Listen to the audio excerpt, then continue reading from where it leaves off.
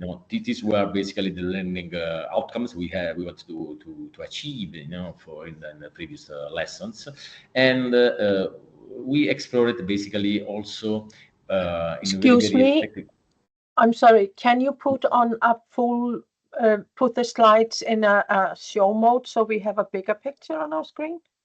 Yeah, but this is just, you know, a very short summary about the previous session. That's why I'm very agile in this way. And then we can, of course, we can go ahead with the presentation about the block number 2 in with the larger dimension.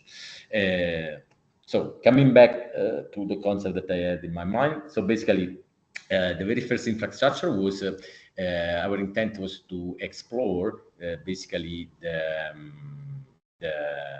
how basically is made a front page of a patent, and is made, of course, of different, you know, key elements in order to recognize, you know, the topic of the invention, which kind of codes are able for inventors, for founders of startups, or entrepreneurs, in order to investigate how to basically protect their invention or to create lateral business models following the previous invention and approaching this data, this knowledge for creating lateral business model. Because one of the goals of this project is also to investigate how we can create new ideas and new business model using in a proper way data and protecting them in the field, of course, of circular economy and sustainability.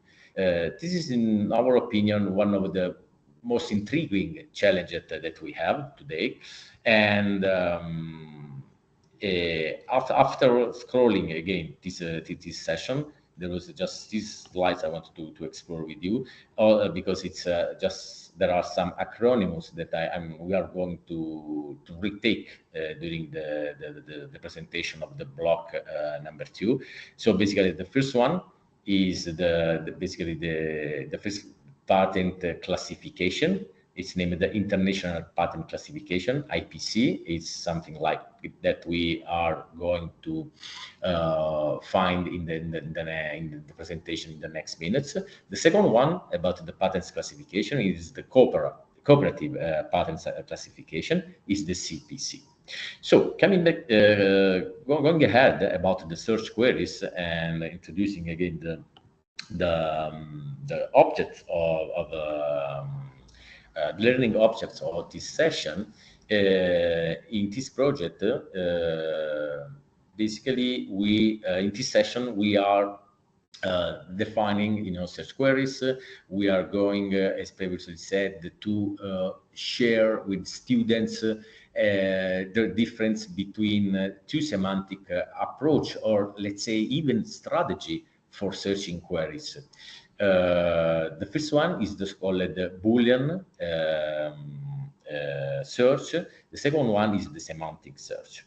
After that, we can basically investigate how to implement, you know, the two different approach, and just a reflection about which kind of approach we should select in our searching. And of course, we can also make a sort of spoiler in this sense. We can discover that the two approaches are not, you know, in competition between them, but we should be smart and confident in using them in a complementary way. So basically, starting from the beginning, what is a search query in this sense? So basically, we showed before a few minutes ago how a patent basically is designed in terms of how we can read it, where we can find the essential elements for understanding it, how we can develop new opportunities. Adopting the previous patents and searching the right patents in the right field with the right keywords. So in order to identify, you know, a set of patents, it's crucial to navigate in this vast sea of patent documents. In this database that most of the times are made sometimes in different ways. That's why adopting a a proper search means identify the right strategy for understanding the right boundaries characterizing our patent in this sense. So basically, in terms of search queries, that means basically word strings, or keywords basically. This search depends basically on the so-called search algorithms. And it means that we are going to investigate into a sort of black box, because it depends, of course, from the kind of engine that we are going to investigate in. Just to make just very, very short example, for instance, going in another, for instance, field of investigation, but it's something that can be also probably useful for some students with different backgrounds in this sense. For instance, if we are going to search for, I don't know, something like on LinkedIn, for instance, for a new colleague, for an expert in a specific field, or for a colleague in this project, for instance, which is basically the very first basic approach we adopt, in searching. For instance, I don't know, something like a data expert, for instance. Sometimes we basically, most of the times, or most of the people, adopt probably the worst way for searching a proper result of this search, which is basically oriented to a sort of lexical search, based basically on words, and sometimes based on the meaning of what we are saying in this specific engine. In this case, the engine is LinkedIn, that is made up with a specific, algorithm for giving us the right answers. So basically, if I search here, the data expert, you can see that here we have more than 1,400,000 results. So it's not so easy to identify, the right profile that I'm searching for, or it could be very, very expensive, to identify to the right profile I'm searching for. So basically, why it's crucial to understand how to search in this sense, the right query, how to identify the right query. We of course adopt. We can adopt two different, let's say, strategy, or two different approach. The first one is called the Boolean queries approach. Why Boolean? Boolean basically it was this guy, George Boole, basically was a mathematician, but even a philosopher, or he was very, very talented. Of course, we are speaking about the 19th century. And at 19, when he was 19, he set up his own school, just to understand. And when he was 34, he was appointed as a professor at the Queen's College in math. That's why, we are speaking about sort of genius for at that time. And thanks to George Boole, we have the so-called the Boolean approach. Just to understand for our students also why we are naming, this approach like Boolean queries. What about Boolean queries in this sense, and semantic queries? The Boolean logic basically is based on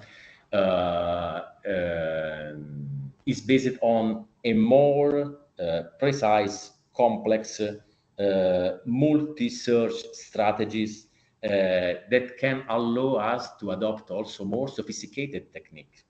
What does it mean? It means that in this sense, we can use in our research not just a lexical factors, but we can enrich these lexical factors with basically different tools, like or, and, not, or brackets or parentheses, for instance. Then we can investigate more, and we can discover also other kind of factors, let's say Boolean factors.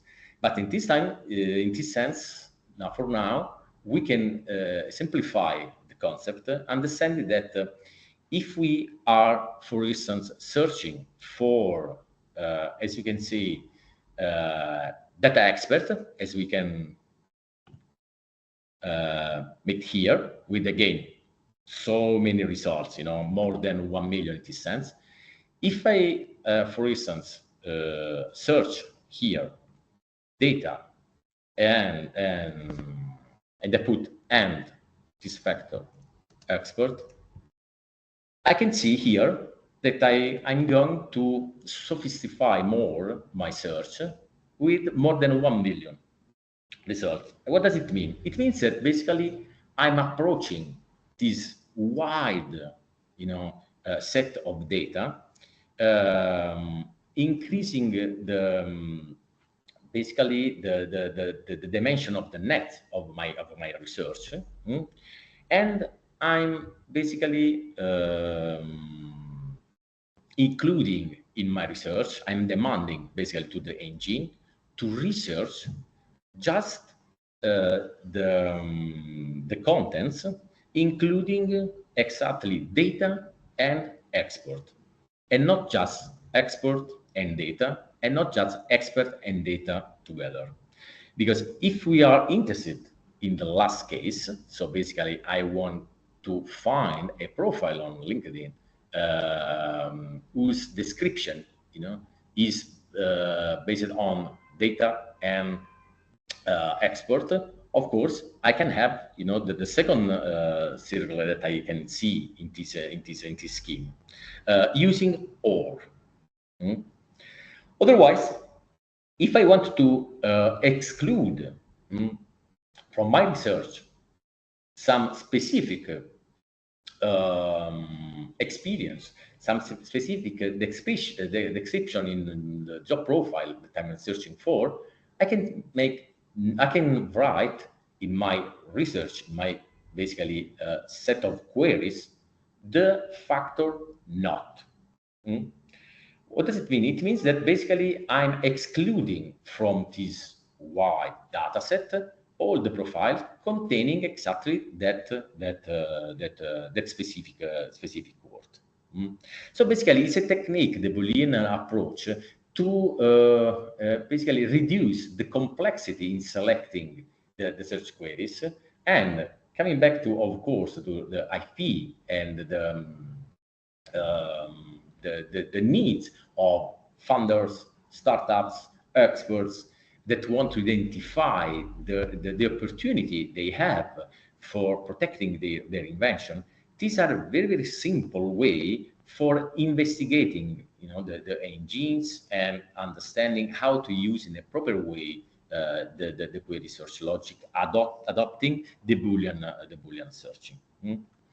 So again, if I first of all, it's very, very important to understand that when I use these factors, not and or, all these factors must be written in capital letters. Otherwise, they are not working. Basically, they will not work. So basically, when I use or, it means that you are looking for documents that contain any of your couple of keywords, for instance. Again, data and expert again. In this case, of course, we put other big corporations that don't need our advertising in this sense. Otherwise, if I use and between the two words, I'm searching for the documents in this sense, for LinkedIn, the profiles, for instance, present in that specific engine, adopting a specific way for referencing, for instance, the geographical references where I am, which are my, for instance, preferences in selecting precise pages, specific pages or profiles, etc., etc. But again, approaching this reflection on IPR world, let's say, when we use And it means that you are looking for documents that contain both the keywords, exactly both the keywords. That's why I'm restricting basically the field of searching. When I'm saying not, again, we are excluding documents that contain a particular word or particular words in this sense.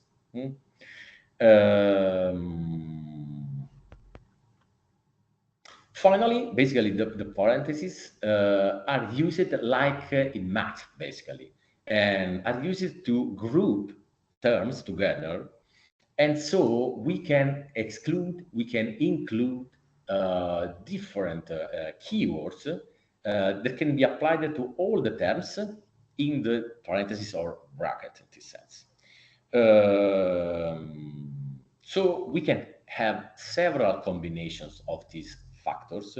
We can adopt different ways for searching our queries using these factors, including the so-called synonyms. It means that if I am interested, for instance, in circularity, if I want to explore in a deeper way also order patents in, for instance, apart circularity, in sustainability, in recycled materials, all these words can be included in my research, putting, for instance, or between the words, the words. For instance, here we can see cheese or parmesan. And for instance, also we can create a paraphrases. For instance, we can, for instance, be interested in understanding how to prototype a new kind of bottle, for instance, using recycling materials or in a more environmental friendly way, with zero waste, or for instance, with no plastic, for instance, in this sense. A water bottle can be intended also, according basically paraphrasing basically these keywords, as an object that contains water, for instance. And this query, we can adopt also the so-called quoting mark. The quoting mark basically are used to give the query a more specific and semantic search. And at the same time, we must remember that the search basically will obey, let's say, to our order, starting from left to right. That's why the consequence, the sequence, basically, of all these words are exactly,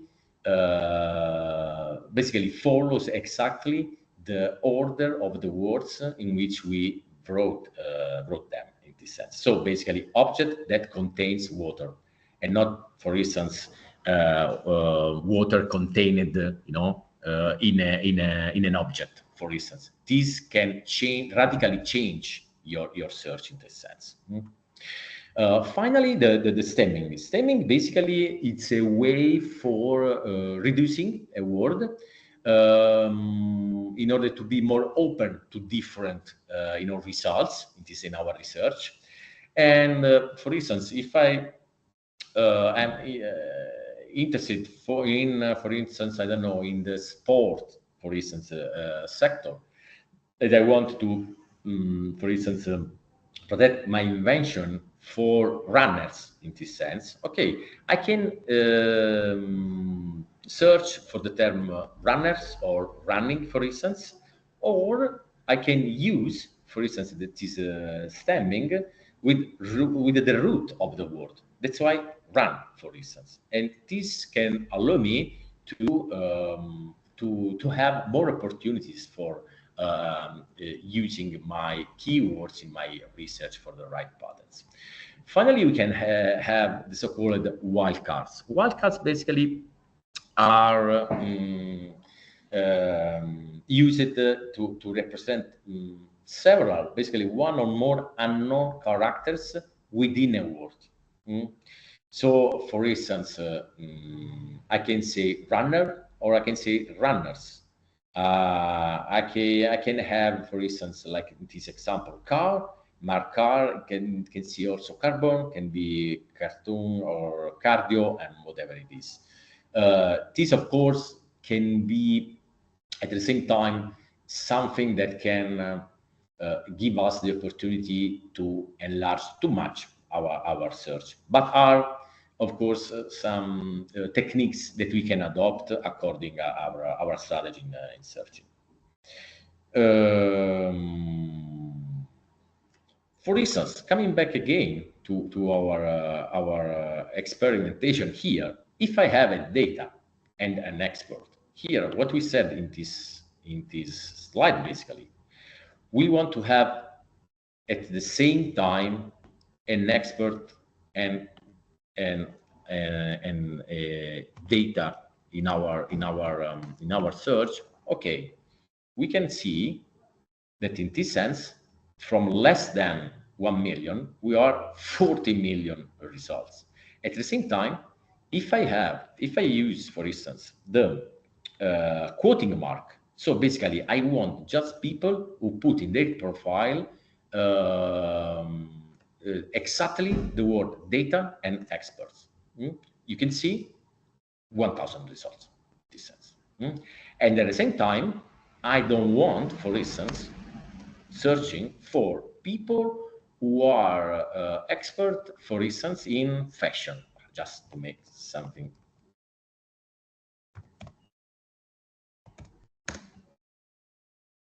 I'm reducing basically, my search in this sense. At the same time, again, I can have several combinations because I can say put here and, for instance, ethical, for instance, something like that.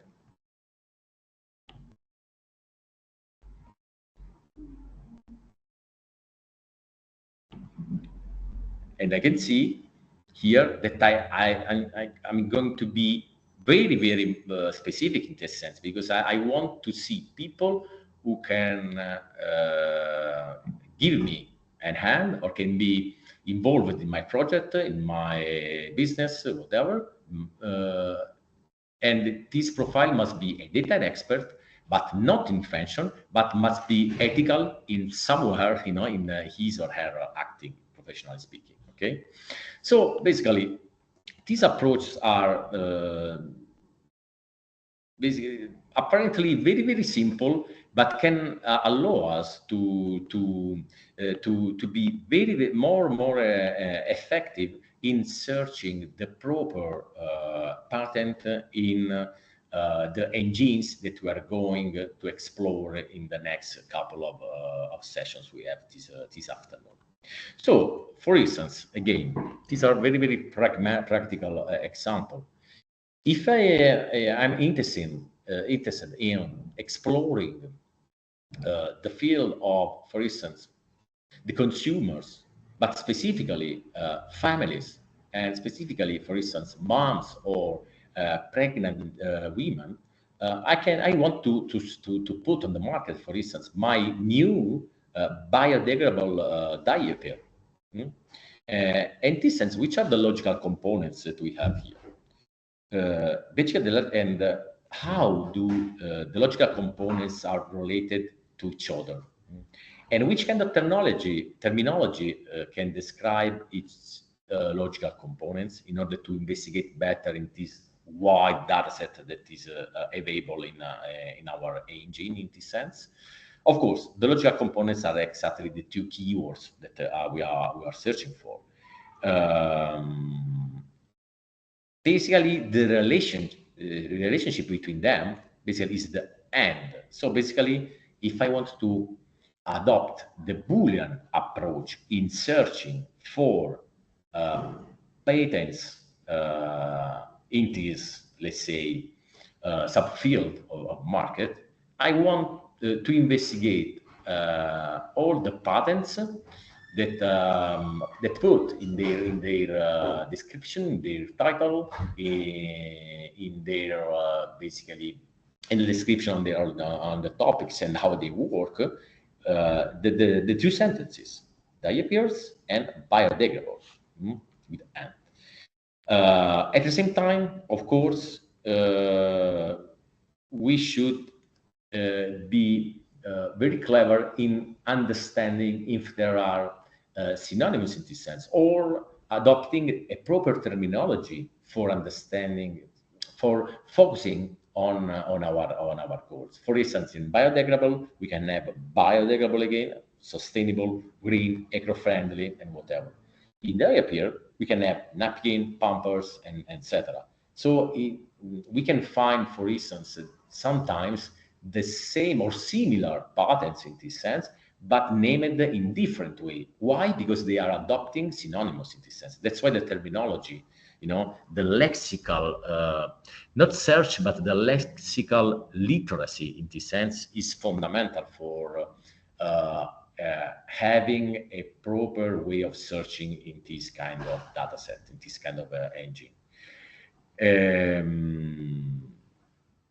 So basically, if we want to search for biodegradable or sustainable or green or eco-friendly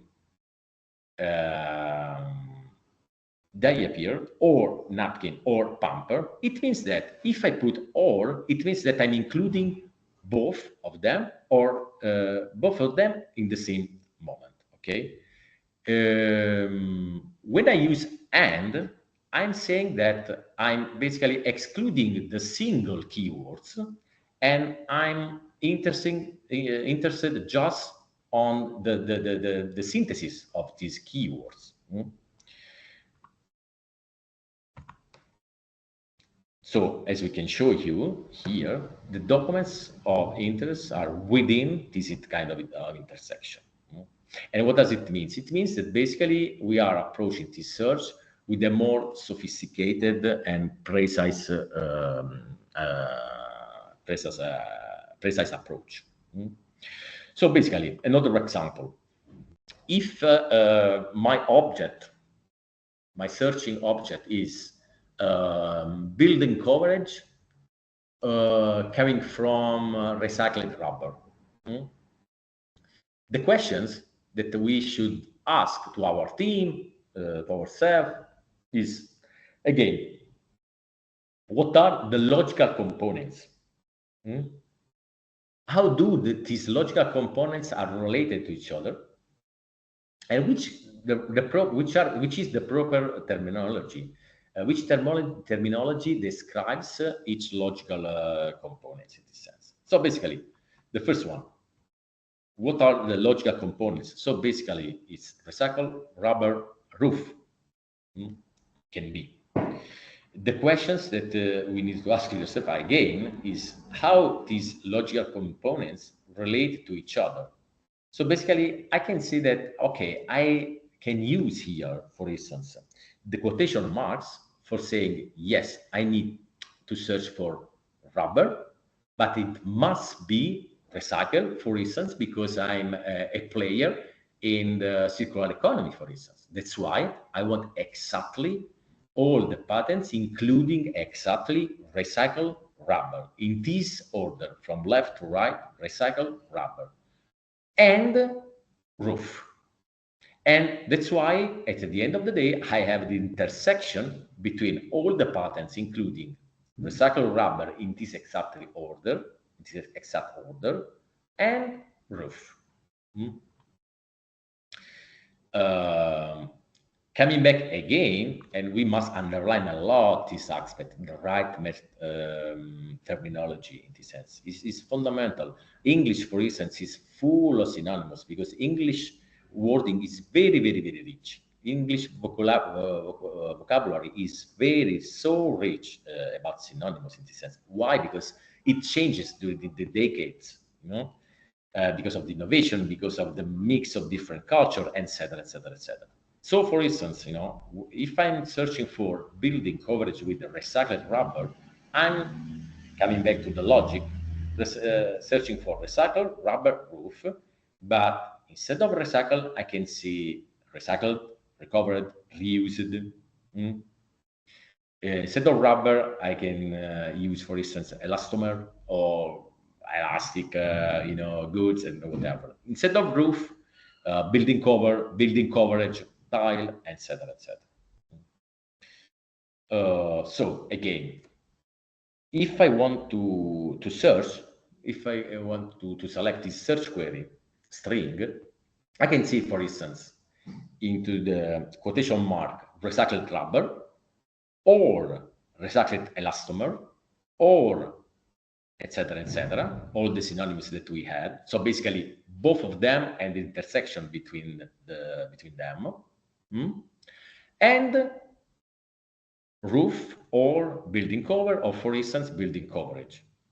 And that's why at the end, I'm playing inside the intersection between two different fields of research. Exactly that, So basically, the documents of interest are within the intersection, in this sense. Example number 3, finally. So this is interesting because I searched also for this kind of patents, and I found, for instance, in Google Patents that we are going to explore this also in the next sections with our colleagues, with Dr. Constantino, for instance, and also our colleagues from Requadro. But there are several patents in TIS, and I mean about the so-called tethered caps. For instance, that in European Union, for having a more eco-friendly approach for using plastic bottles, today we are using basically every day, the tether caps in this sense, in order to avoid that, the cap can be dispersed around our environment, generally speaking. Okay, so basically the questions are, do you need to ask yourself again, are the logical components, how they are related to each other, adopting the proper terminology for describing the logical components. So basically, the logical components are, for instance, plastic bottle and tethered caps.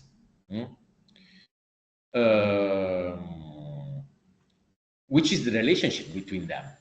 Plastic bottle and, so basically the intersection, tethered caps. So basically, I want to find patents that include plastic bottle and tethered caps exactly in this order, exactly with these specific keywords inside the patent. So again, terminology again is crucial in this sense. Which terminology describes each logical component, synonymous in this sense. Instead of caps, I can see, for instance, cap, stopper, lid. Instead of tethered, attached, unremoved. Instead of plastic, several, of course, mix of codes describing this keyword. Instead of bottle, container, etc. Finally, again, also here, I'm using all these synonyms or all these complex terminology that describe more or less the same object using or. Why again? Because or with the Boolean factor or, we are including all the keywords that I have in my formula, let's say, in my stream query. Okay, and moreover, I'm adopting here a new a more sophisticated research, adopting the quotation mark. That's why as you can see, it's not just one sentence or just one word. Two words, a couple of words inside the quotation mark. It means that again, I want exactly those words in this order. I'm including all of this, and I'm playing in the intersection between all this universe, let's say, and another universe related to the plastic bottle. And again, I have in this search query found all the documents of interest within this kind of intersection. Okay, And that's why I wanted to show you the slide number 20 from the previous session on block number 1, because again, I can use also in our search, we can use also the class description of the patent, and not just the keywords. And this basically class description are already identified objects that are very similar to what we are looking for. So basically, I can say that I have an interest in, again, tethered cups and plastic bottle approaching according a Boolean query, let's say strategy again, because it is a strategy, you know. But at the same time, I want to include a class. It means a set of a precise set of patents with a specific code that I know. For instance, if I am more educated in this, or for instance, I'm working in this field, and the documents of interest that are within the intersection are also combined, let's say, in the search with this class, as we can see in this slide. And at the same time, that's why I can have a complex system, a more sophisticated system, where I'm interested in this intersection of keywords, but also in exploring this intersection, plus all the patents classified with this code, B65/16, whatever. So basically, the Boolean query allows us also not only to include keywords, but also in specific engines, search engines, also the patent class. It's another, let's say, element to consider.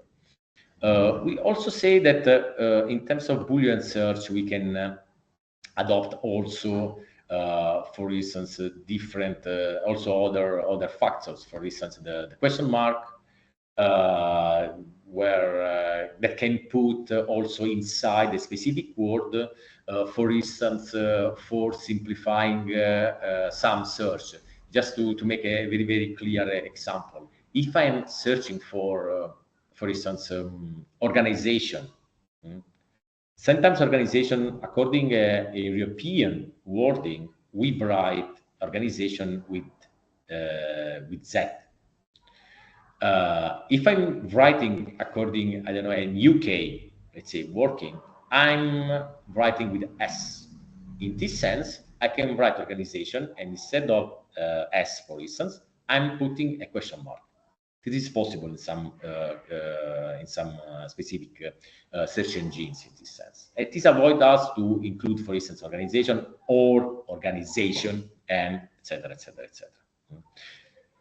Basically, in this course, of course, in order to explore, the basic and also some specific tools for exploring this data set, we're approaching, on these topics, considering also the different backgrounds, of our students. And that's why this is a very, very good starting point for understanding, for moving the first steps for exploring this data set in this sense. That's why, again, thanks George Bull, we have this approach to searching query, which is totally different to the so-called lexical search, but it is totally different also to the so-called semantic query. And again, we are exploring in the next hour the search in this sense, in specific engines that we're defining now, but we can see that the semantic query is basically comparing to, let's say, the Boolean approach. Let's say that is less sophisticated and less complex in this sense. Why? Because the semantic approach not generated this result following or having the condition of specific keywords and the match between these keywords, but just try to match the user's intention in this sense.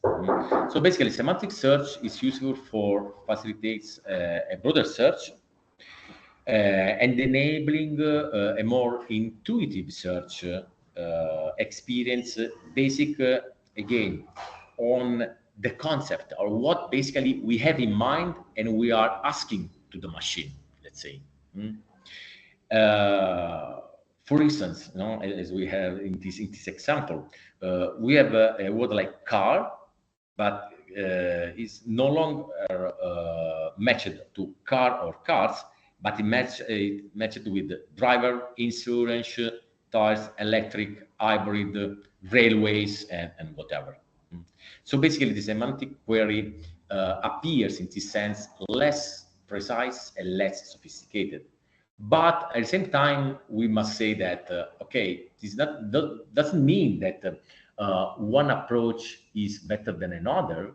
It depends from the complexity and the kind of literacy we have in using, the search query in specific dataset in specific engines. That's why, which are the few approaches that are that are better, in this sense. So basically, are not mutually exclusive. As we said at the beginning of our session, keyword-based logic allows for higher degree of control, let's say. We are demanding something to the machine, and the machine are answering more or less obeying us according a proper language, and there is a sort of bridge between us and the machine according a more or less, let's say, precise language, precise order between the two players. With the semantic logic, basically, there is a far less effort in query design.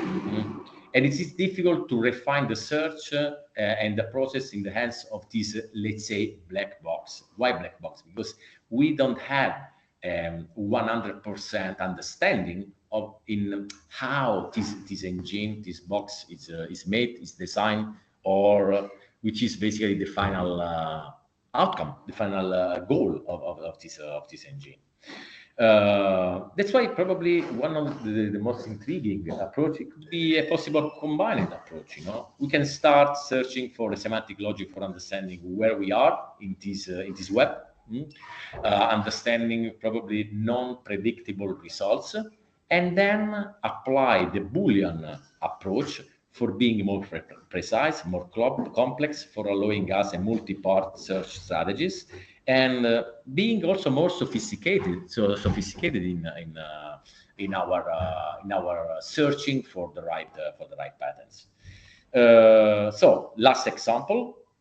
Again, the data recaps approaching the semantic query.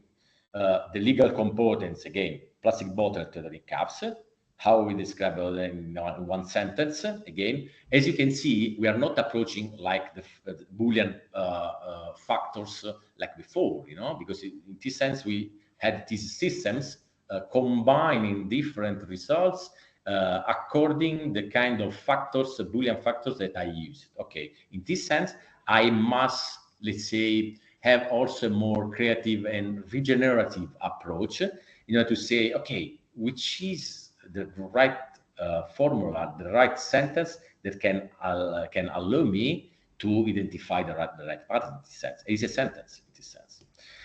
So basically, understanding the basis of this Boolean query, a concept such as, again, adopting synonymous keywords, the proper terminology, we can have a more precise and targeted search in our activity in this sense.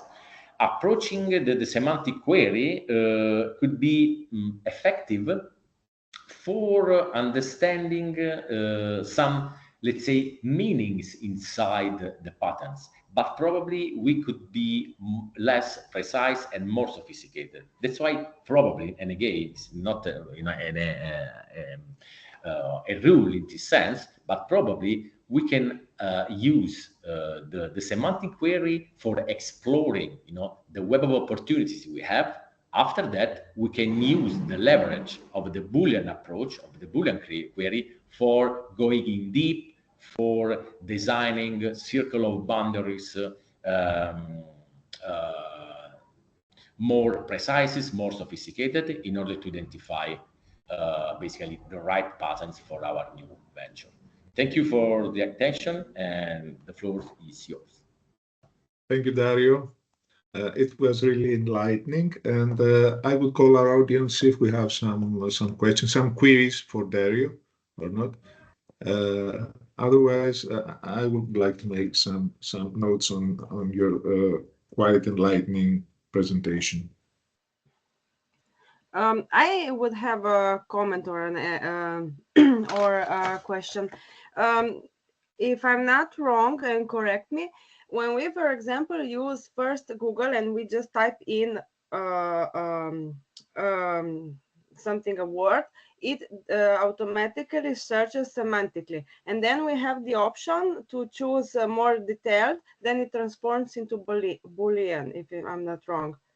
Okay. And second, I have some little experience with programming C++, and I remember that when you have to choose types of variables, one of them is Boolean. I presume it is the same, Mr. Boole. And I remember that you choose based on what you need to do with this variable, and it's some. It refreshes me a little bit memory with this lecture. So thank you. Okay. Thank you, Martina. Anyone else who would like to comment or ask or just to, I noted here down a couple of things. As for George Boole, for anyone who has attended IT lessons, we are aware of the importance of the Boole algebra.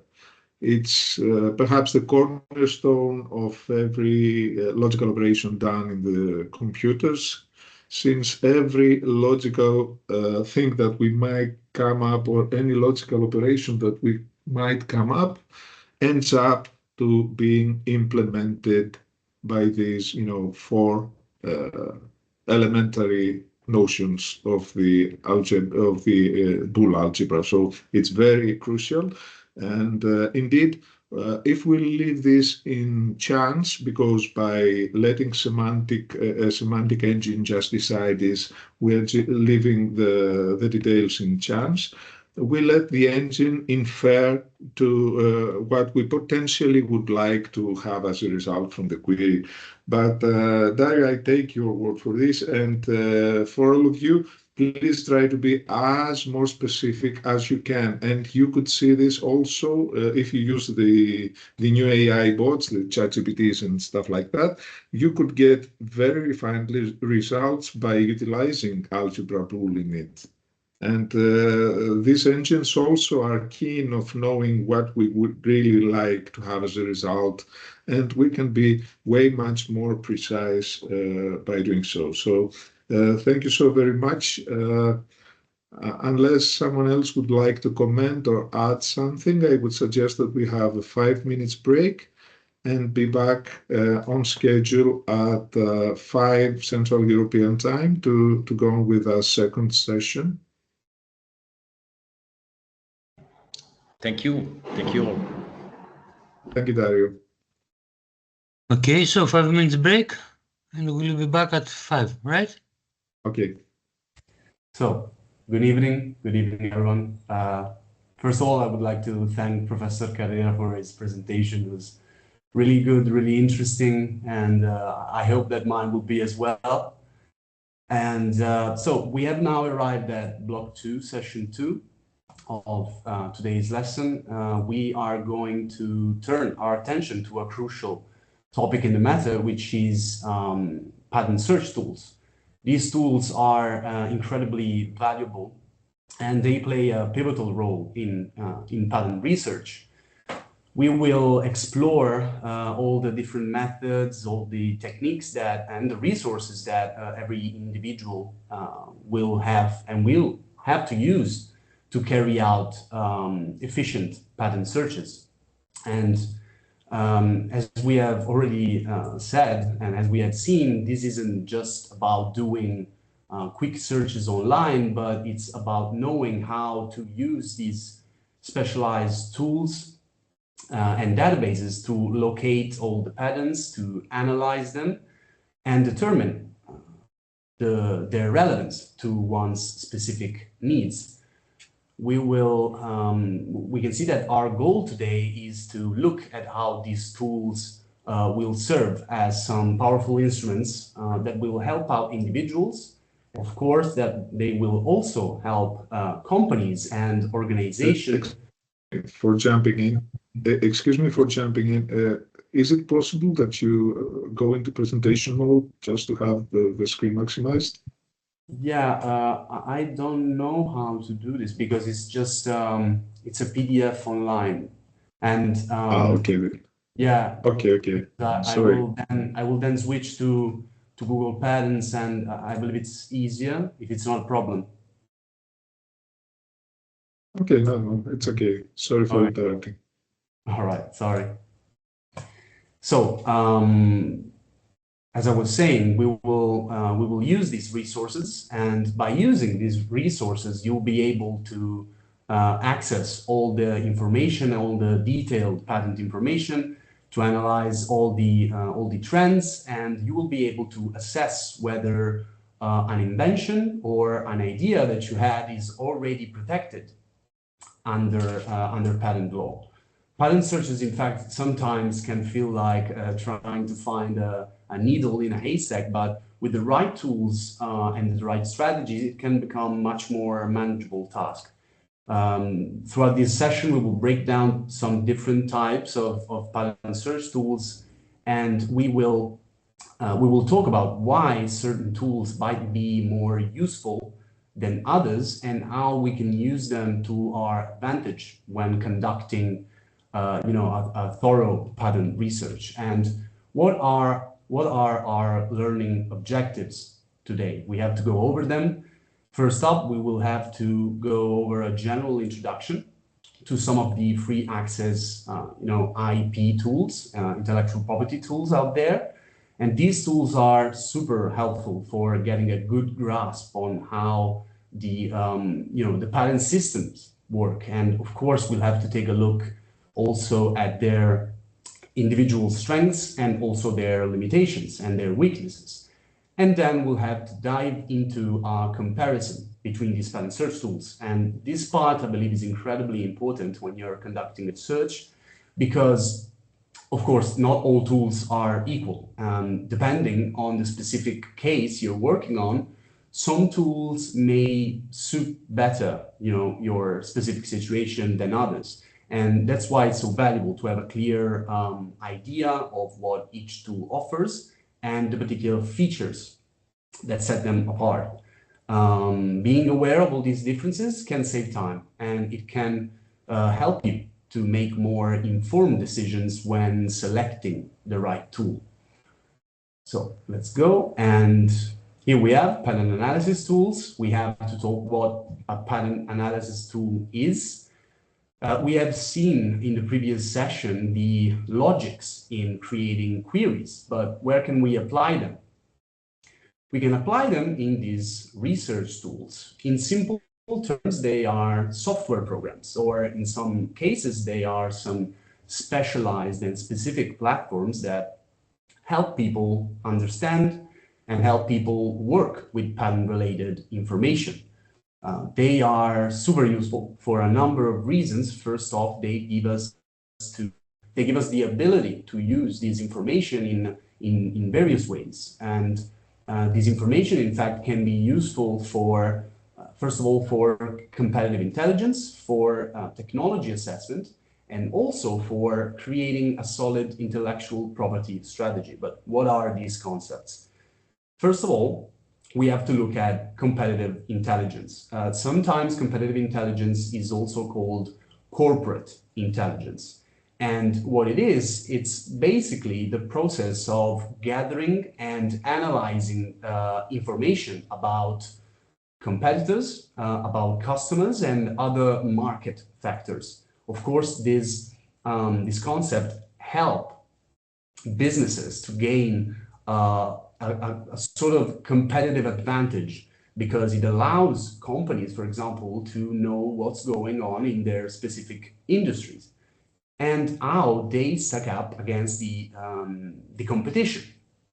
And on the other hand, we have technology assessment. Technology assessment is all about understanding and assessing the value of a new technology, of a new emerging technology. This involves comparing our new technology to already existing competing technologies, so that are already existing. And this is crucial when you're searching and when you're looking for patents. You need to understand, and you need to know what the state of the art is, and you need to figure out where a particular invention stands in the bigger tech landscape. Meanwhile, we also have intellectual property strategy, or IP strategy. And this is a general approach that organizations or individuals use to manage their intellectual property assets. So we are talking about, for example, inventions or designs, logos, but also creative works. So it is a really broad strategy, a really broad concept.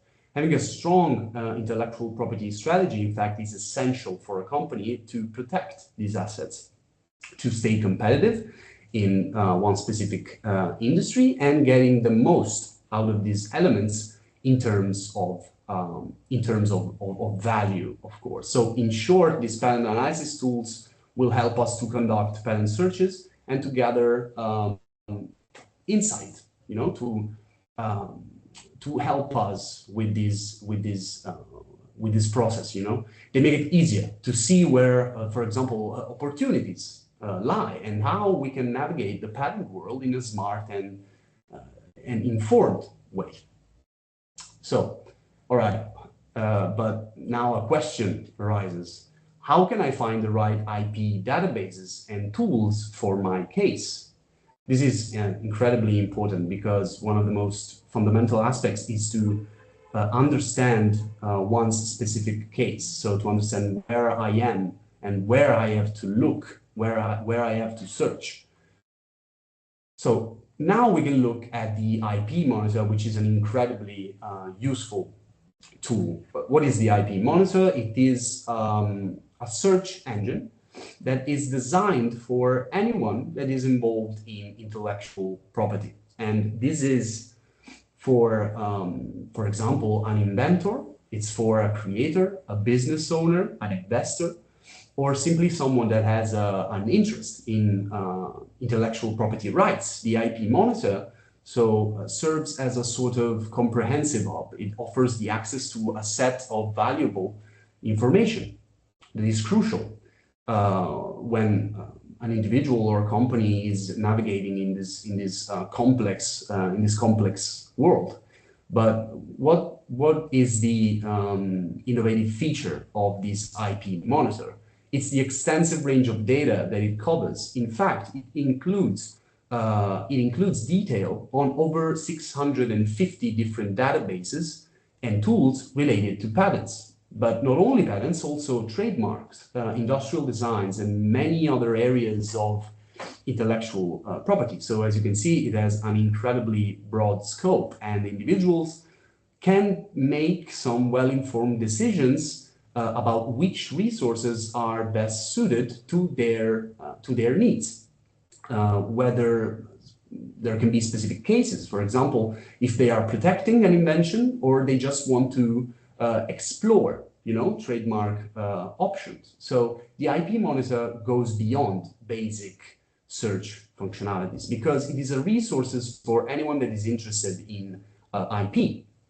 And it can support also initiatives that are related to circularity and sustainability. So it is also a green tool, so to say. And through the IP monitor, users can also find databases and tools that can facilitate and that can facilitate IP activities in general. And it includes also solutions that are powered by artificial intelligence. And for example, later on, we will see PQAI, which is an incredible new search tool, which is also open access, that uses AI to the best advantage of an individual or a company that is trying to make a patent search. Coming back to the IP monitor, the platform also highlights all kinds of tools that can be open access, for example, PQAI, and also high-end tools. And it gives also a sort of commentary that points out all of its key functions and key features. Now, let's look at finally at the free access patent tools. Today, we will look at 4 of them. We will look at Google Patents, we will look at SpaceNet, Lens.org, and PQAI. These search engines provide, in a way, some sort of similar functionalities, all valuable for conducting, an efficient patent search, but they also have some distinct features that set them apart. Of course, there are other intellectual property tools like PatentScope that's powered by WIPO, but for today's lesson, we'll just look at these 4, which are all, free platforms. Let's start with Google Patents. So first of all, we have to say that it was launched by Google in 2006, and it is a free access digital library. It is also, of course, a search engine, and that indexes over 87 million patents and patent applications all over the world, and from major patent offices worldwide. These patent offices, of course, include the United States Patent and Trademark Office, so the USPTO, but also EPO, so European Patent Office, and many more. But we have to understand regarding Google Patents, what are its main features? So first of all, it provides full text access to patents. And for US patents, we have access to patents that date back to 1790, which is incredible. And for EPO and WIPO patents that date back to 1978. Another key feature of Google Patents is that it automatically uses Google Translate to make non-English patents searchable in English. And this is, of course, an incredible functionality. But another crucial functionality is that it automatically integrates with Google Scholar and with Google Books. So it classifies documents and it gives access to not only a comprehensive set of patents, but also to academic searches, academic texts, which are always useful, when conducting a search. Another key functionality is that it uses the systems of classifications, so IPC and CPC codes, and this is, of course, done for a better searchability in general. And it also includes patent litigation information. This is done through a partnership with the DARTSIP, which is a database, a global database regarding litigation. And so under this point of view, we can see how it also allows users to find if there have been one or multiple litigation for a certain patent.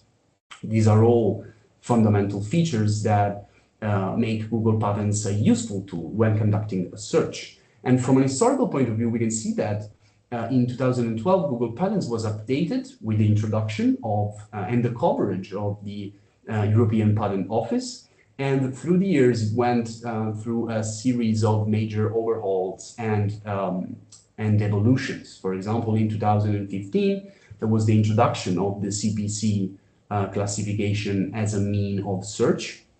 And in 2016, then there were also additional patent office coverage that was added. But now we have to look at some of its limitations, some negative aspects of Google patents. First of all, we can see that there are some limited search features. It is useful to make, a general kind of search, but Google patent, if looking at other research tools, can be a bit less advanced because it lacks the advanced search functionalities found in professional grade tools that are often needed by patent professionals. Users, in fact, cannot search in certain ways. Even the Boolean searches can be a bit more complicated. For example, in comparison with a SpaceNet, that makes it more clearer in a sense. Another limitation is the fact that there could be some lack of data, so some inconsistent data. Google patents may not always have the most up-to-date information, especially for patent legal statuses or, for example, newly filed applications. It could be a bit, not always up to date. Another limitation could be the fact that the translations made by Google Translate, yes, it is a good feature, but sometimes this translation may not be 100% accurate. So it is not incredibly reliable, even though it is a useful tool. And there could also be some coverage gaps. Google Patents offers access to many global patent databases, but of course, there could be some gaps in jurisdictions. So when conducting the search, there could be some gaps and some missed art, from less prominent jurisdiction, for example. And as we have already said, there could be, a lack of search customization in respect to, for example, lens.org that we'll see later. But we can look at Google Patents. Can you see it? Yeah. All right, perfect. So first of all, we can see here that it states all the patent offices from around the world where will gives us access. We have China, Japan, US, Europe. And here all the grants and the application. And here we have, of course, the search bar. Here we can see that we can select to include non-patent literature. So allowing us to use Google Scholar or Google Books. And here we can display advanced search options. As you can see here, we have quite a small box. We can search using, for example, the name of the inventor, the name of the assignee. We can select the patent office and the language of the patent. And we can also select, for example, the date. And we can see, of course, the priority date, the filing date, and the date of when, of course, the patent was published. Also the state of litigation and the type of the patent.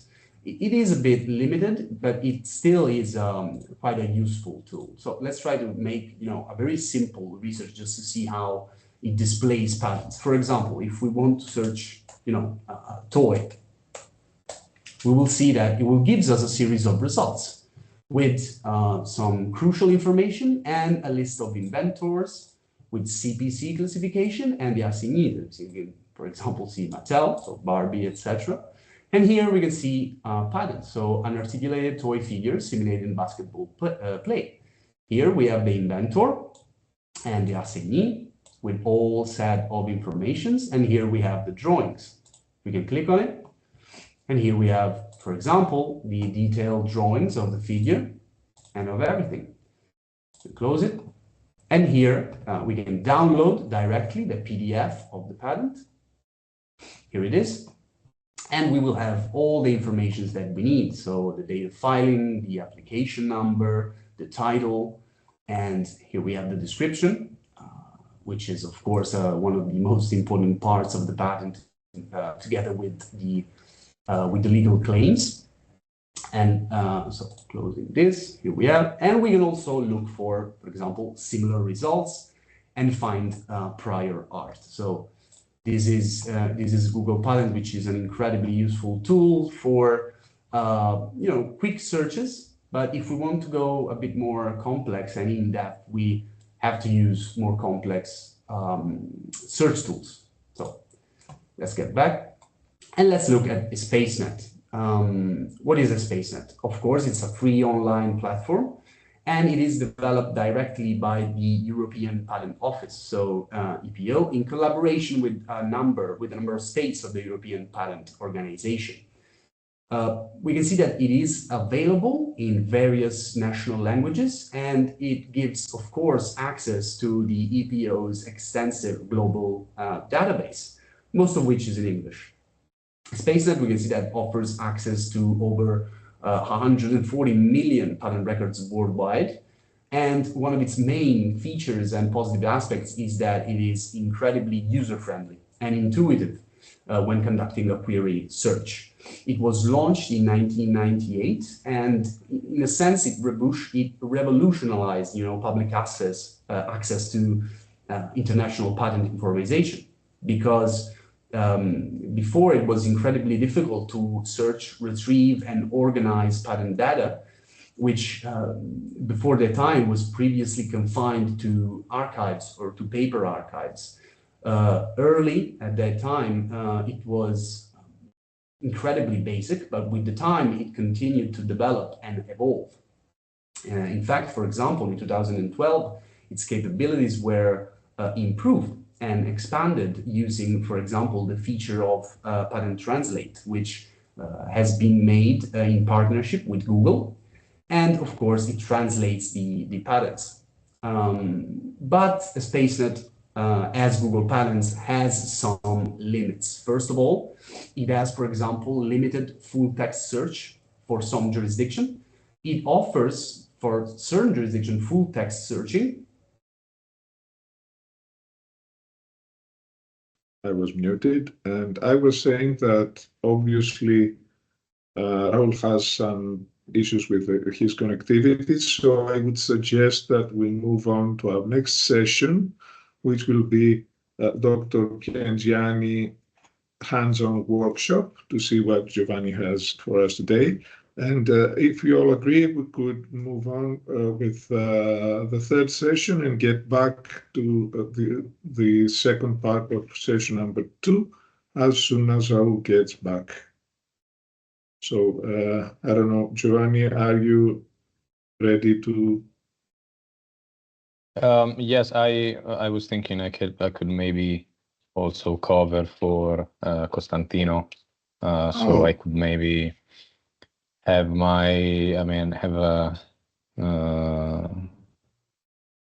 go through the presentation of session 2, so that we can maybe go to the end of that and then pass to session 3. Don't know if of course, if we cannot reach out to him, this could be a possible solution. Do we know solution. what happened to him? I don't personally. I know that Riccardo is trying to reach out to Costantino. Probably there are some connectivity problems there. So we are obviously sorry for that, but I can cover for him as he's out. Definitely, if you're familiar with the presentation, it's fine with us. I can try. Okay. Yes, please go on. Okay, so I will try to share my screen now. Just give me a second. I believe we were here at yes, exactly. we were talking about a SpaceNet. Yeah. So I'm in presentation mode, so I will get in and out from presentation mode. Sorry for that, but this is for the sake of readability. So yeah, as Costantino was mentioning, SpaceNet is the official European Patent Office patent analytics tool. It's a free and open tool that anybody can access. It's really useful, especially because it relies on a very varied and complete database. Especially it relies on that contains more than 150 million documents. And the user interface that you can use to create and design and manage your query is actually quite good. It relies on a guided procedure that you can rely on when you are designing your query, I can maybe get out of presentation mode and open a SpaceNet. So you see that we have the possibility to play with the advanced search field here. So these will help you design your query, as you can play with the interface and the Boolean logical operators that Dario was mentioning before. You can create your groups and subgroups in a very easy way. And then you can, once you have your query designed and created, you can launch it. And then as you get your results, you can play with filters that allow you to easily go through the results. I will show you a really rapid example, exploiting the same example that Costantino was mentioning before. So imagine we are looking for toys. We can then possibly filter. We can use filters to, for example, go through different countries, ignore some countries that maybe we don't care about, or focus our analysis on some countries that we are most interested in. We can maybe use the language as a good filter, because maybe we are not interested in Korean documentation as we cannot read it, for example. And the same goes for each of these filtered options, many of which were regard bibliographic data that were mentioned in previous sessions. There is also the possibility to open the documents, of course. And here you have another useful feature of these interfaces, that it separates the different sections of the document. So for example, you have the description on one side. Oh, this, of course, this is a blank document, of course, but anyhow, so we're not fortunate. But you can take a look at the different sections of the document, each individually. So this will let you give more focus on each different section as you go through the document. You have this part, which is quite useful when you look at what the story of the document is, which is legal events. You can go back to the patent families and the citations. So these will also help you navigate through the results. So for example, if you're interested in a specific topic and you find a useful document that talks about the topic you're interested in, you can go back to the citations without even passing from the search query and build your patent tree, I would say, exploiting these citation tree that each document has. Going back to the presentation, another very useful tool that you can freely use to navigate the patent C is lens.org. Lens.org is a very, very interesting tool, especially because it's not as complete in terms of data as a SpaceNet, for example, but it allows you to have a very high-level overview over the topics of interest. So, for example, if I access the if I access the tool, which is the starting page is the one I'm showing at the moment. You can look in patent literature, you can look in scientific literature, you have the possibility to access these classification search options. So you can enter an IPC or a CPC and look for patents contained within that specific class. And most of all, for example, if I'm writing down this query that we are considering at the moment, the most interesting feature of course, I'm a valid, I have to mark that I'm not a robot. Just a second. Yeah, I'm human.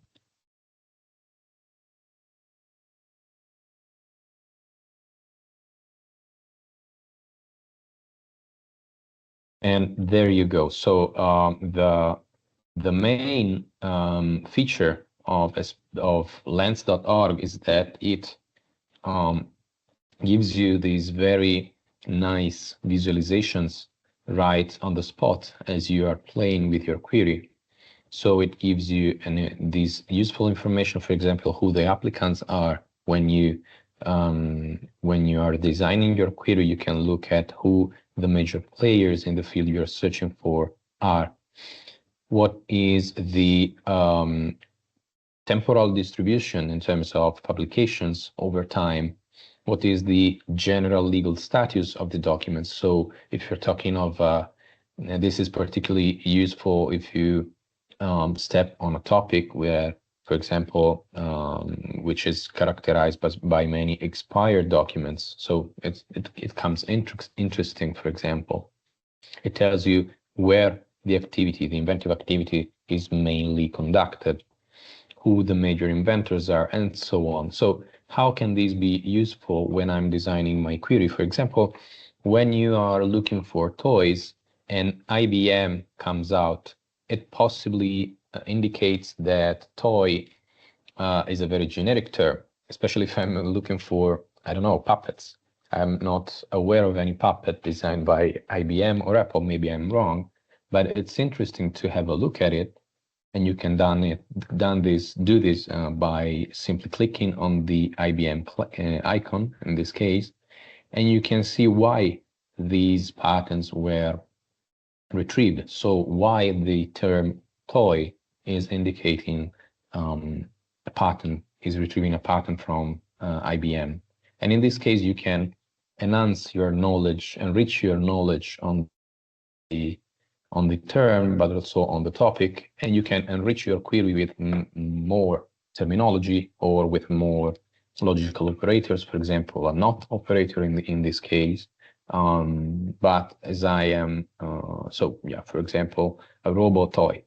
A robot toy maybe is not what you're looking for, so maybe you will want to include a not group with robot toy just to exclude these type of patterns from your search. Yeah, also lens.org features a very large and rich set of filters that you can play with to narrow down your results to the very core you're interested in. And yeah, it has these, it features also the possibility to easily I'm sorry. create your query. Here I am. Sorry. I don't know what happened. I got disconnected. Oh my God. It's probably the case, yes. Oh wow. Really sorry. I can continue like the lesson from here. Yeah, sure. The floor is all yours. Oh my God. Sorry. Oh, wow. Where did I stop? I didn't. Excellent coverage, guys. Sorry. Wow. No problem, no problem. Just go on. Oh wow. Yeah, really, I mean, we lost you when you were talking about the SpaceNet. okay, so while you were Lens. out, I covered for it, and I was talking about lens.org, so you can easily take from there. Okay. So I don't know why it disconnected. Oh, this stuff happens all the time, so no Yes. worries. Yeah, Really sorry. definitely. Really sorry. Okay. So, okay, we are talking about Lens.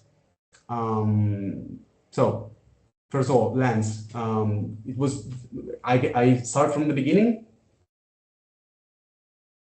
I actually I have introduced the tool. I was actually showing how you can play with the filters and the once you get your results from your query. So I was inside the platform.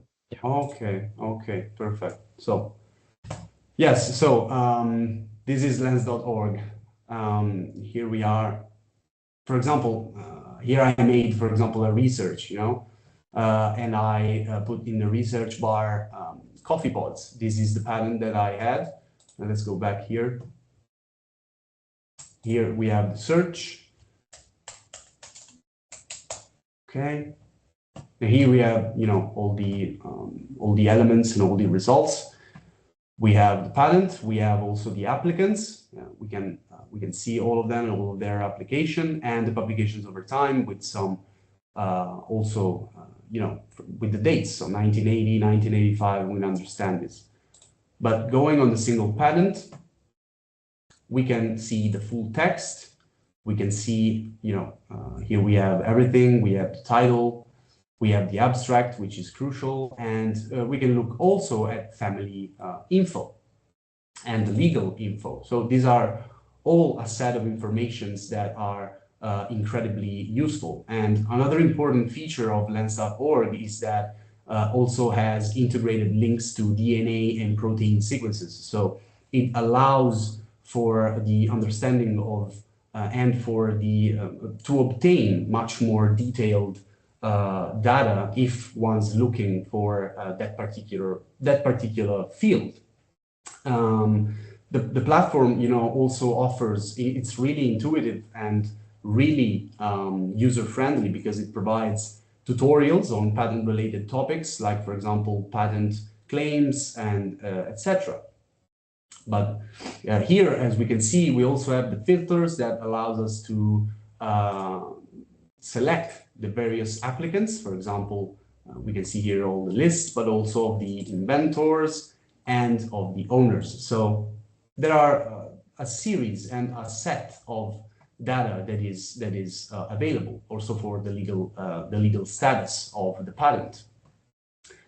And so, however, Lens also has some limitations because it has some less intuitive query syntax in, for example, in respect to other search tools. And it could be a bit more complicated, even if it has a more integrated kind of search. And there is a downloadable limit of records that's set at 1,000. But we can also look at the other search tool, which is PQAI. And PQAI is, I believe, one of the most interesting kind of research tools because it's entirely AI powered. And this is designed to help inventors. It's designed to help patent professionals and also innovators with prior art searches and patent analysis. Its main quality is that it simplifies the process, of searching for relevant patents by allowing users to describe their inventions in plain English instead of using, complex keyword searches like, for example, Boolean terminology. The AI engine then finds related prior patents that help users assess whether their invention could be, already patented, or if it offers, and it also offers a kind of search, a combinational search to address some potential rejections, of the patent application. And what are the advantages of PQAI? First of all, we have its ease of use. The natural language processing feature makes it incredibly user-friendly, even for those individuals that have a limited knowledge of patent law or for the technical terminology, for example, for the Boolean indicators. This lowers the entry barrier for startups, small businesses, and for individual inventors. Another key feature of PQAI is its accuracy in prior art search.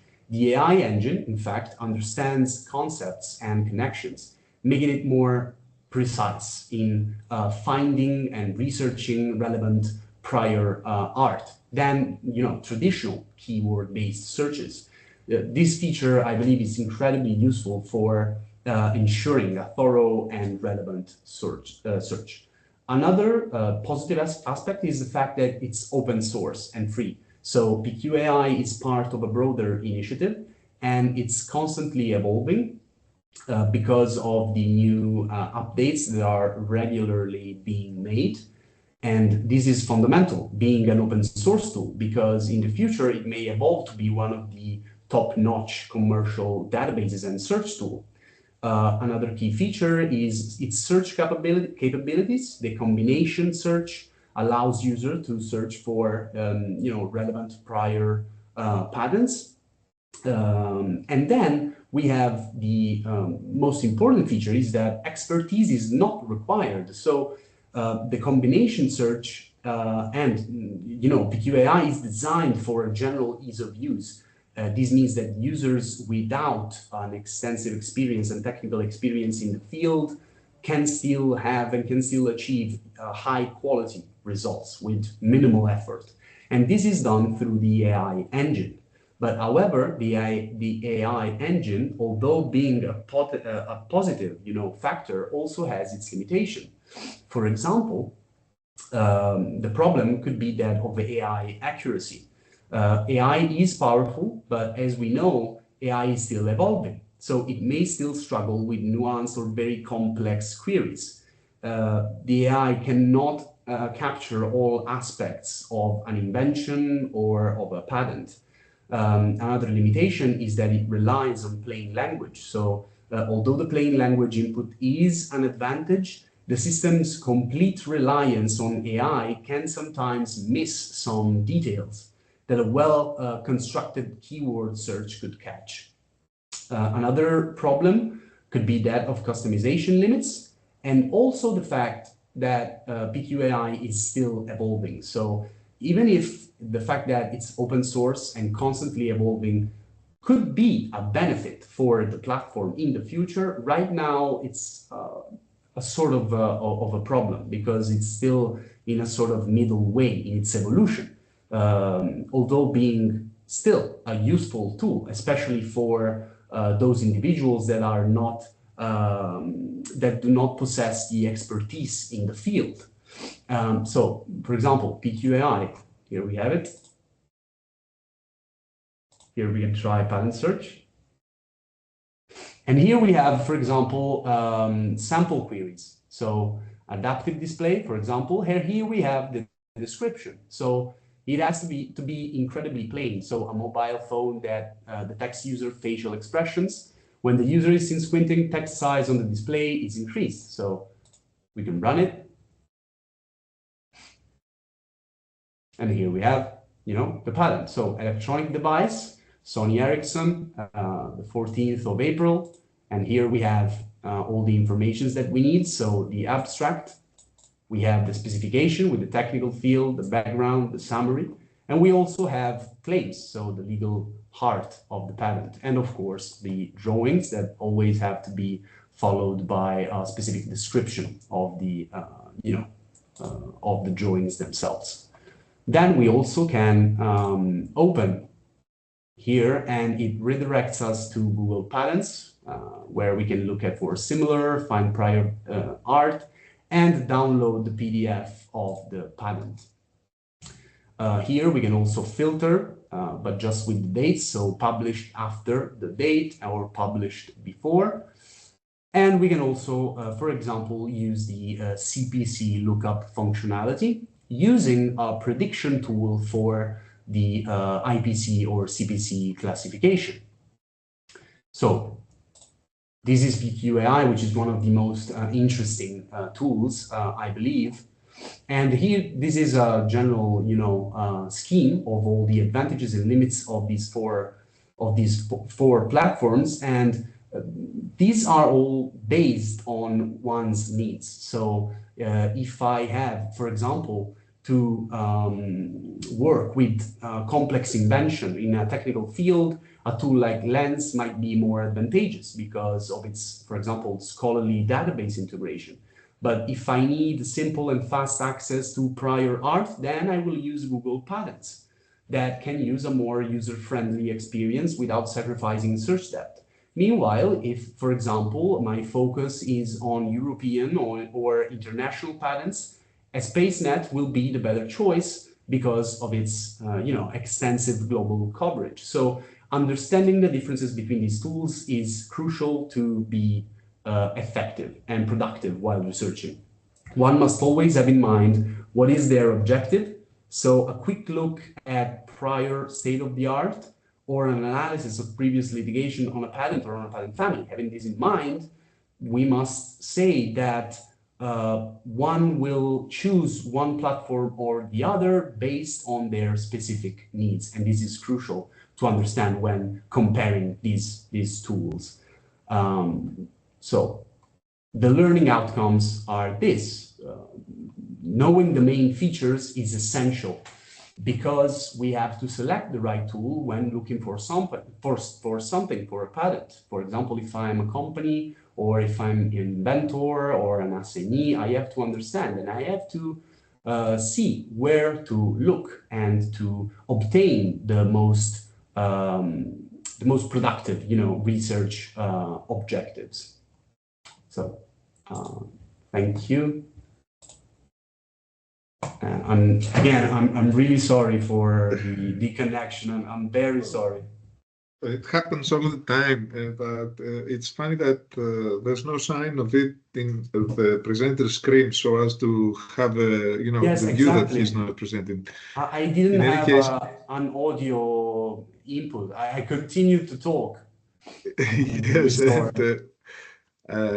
in any case, we had Giovanni stepping over and taking it from where he left. So I think it's a great team effort, and I hope that our students appreciate that as well. Indeed, it's If you very. like us, we'll continue hearing you.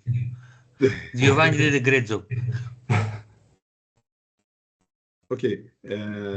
I don't know if someone wants to ask something, but it's impressive how even these huge search engines have differences and have strengths and weaknesses as well. Because as you mentioned, there might be some countries in which Google is forbidden, like for instance, China. And I don't know if this holds, but it's just a speculation of mine, while other engines are maybe more specific and other maybe more generic. In any case, the tool that we have created through the IPR4C project, which is the IP monitor tool, should provide an excellent,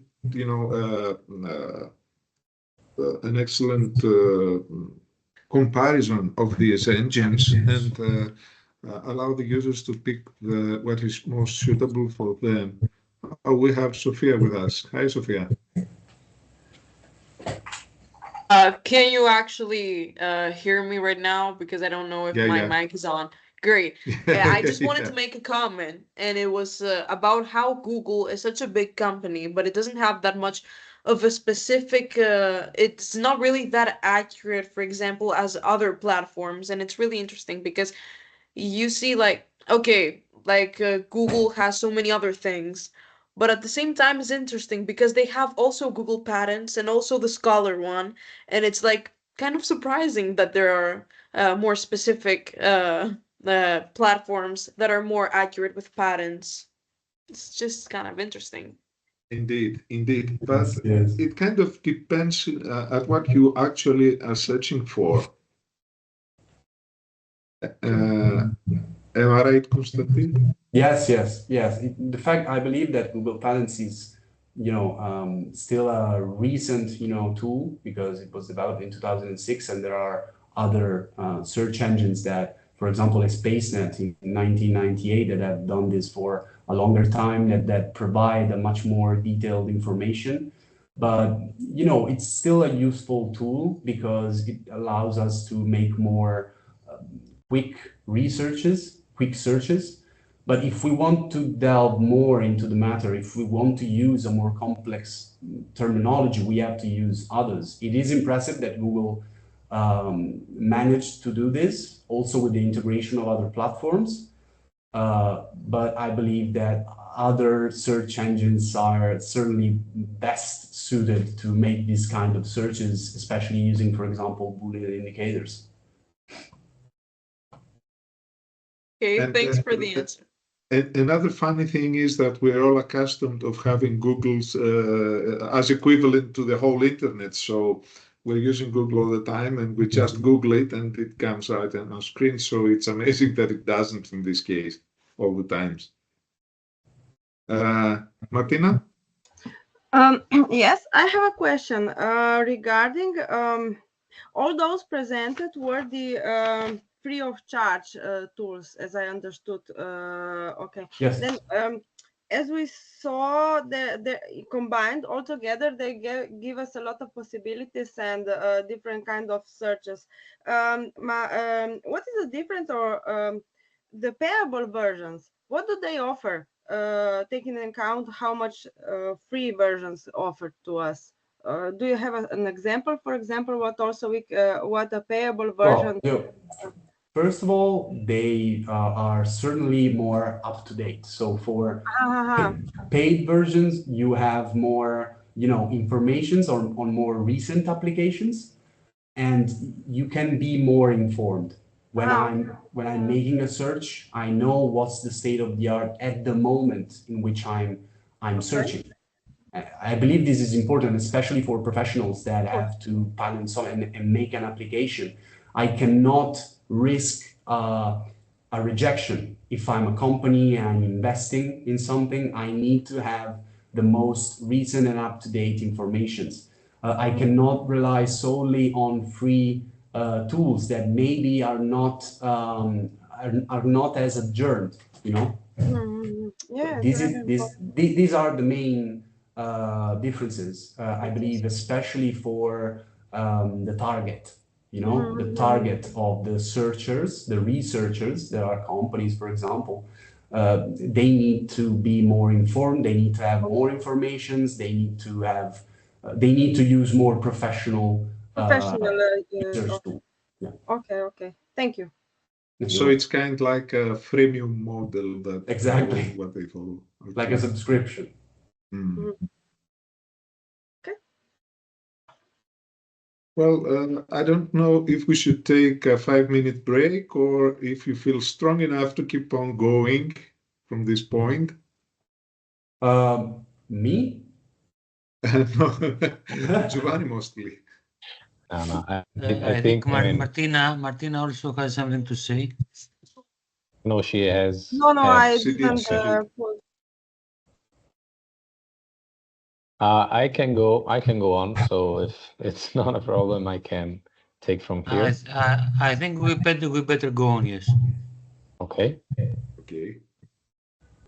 Okay. So let me just make to share my screen to designate that we've officially moved to the third session now. So just for 1 second to have this in the video, in the recording.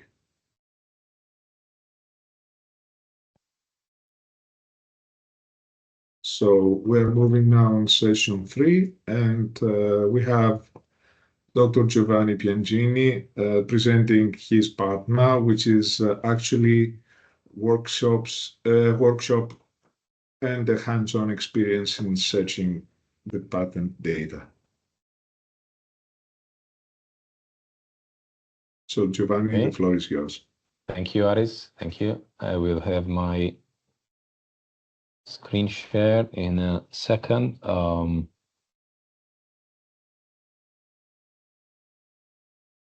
Okay, you should see it now.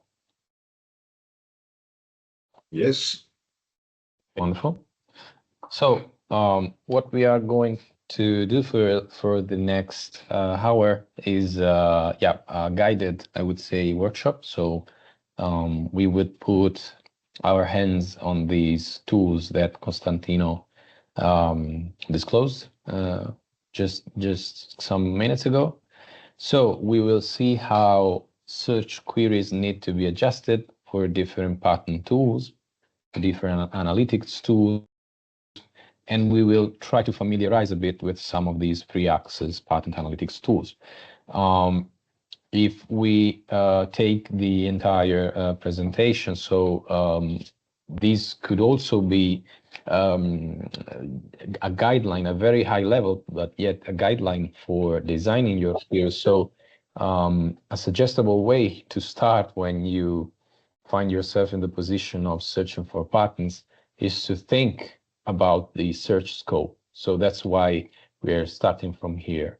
Then you move to the designing part, but if you are not fully aware of what's your scope of search, it's suggestible that you do not start designing your query, because you will end up with a very effortful yet useless result there. So we will be starting with these search scope. In our exercise, we will use this as a base for our discussion today. We are talking about a waste sorting robot. Especially, we're talking about a fictional company named EcoCycle. So this company that does not exist, but has a real problem, which is specialized in urban waste recycling. We put ourselves in the shoes of this company, who has from 2015 switched from a manual sorting operation to a robotic sorting operation, or at least has started working on a waste sorting robot to substitute the manual operators on the line, thus looking for more efficiency and a more sustainable solution in terms of efforts. So imagine that this company has developed its robot, and imagine that it has costed a big investment in terms of money and in terms of effort. And imagine also that the robot was actually presented to the world in the context of a national congress in 2019. So 4 years of development and research. And this is not a very strange case, because we have written here that legal challenges emerged the next year due to IPR violation. And these stuff, which, we have here a fictional example, but this stuff happens every day in the world. So companies, especially the smaller ones who do not have the legal capacity of bigger companies, tend to neglect the legal aspects and the intellectual property aspects of their innovations, of their inventions.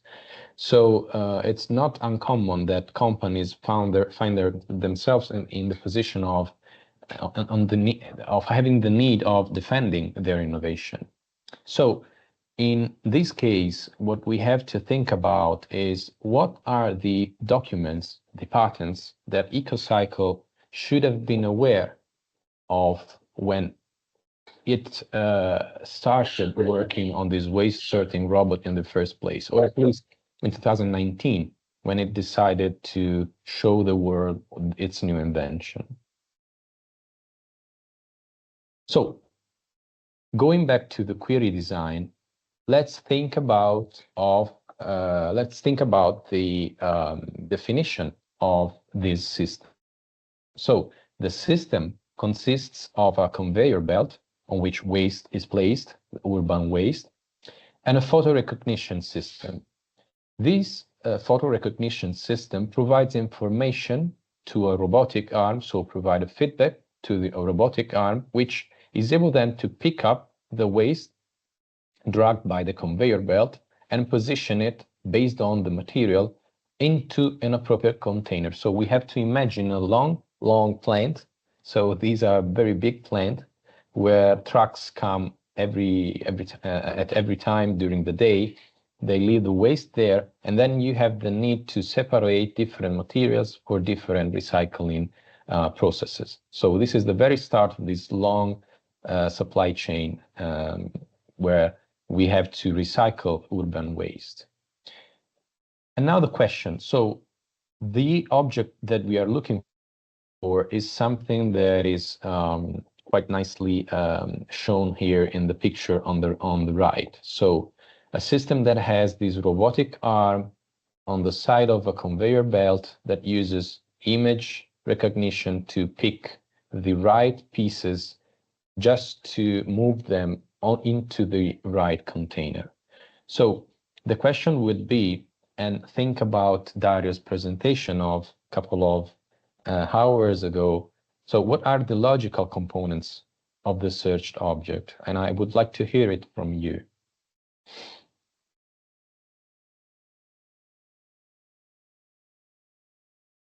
Anybody?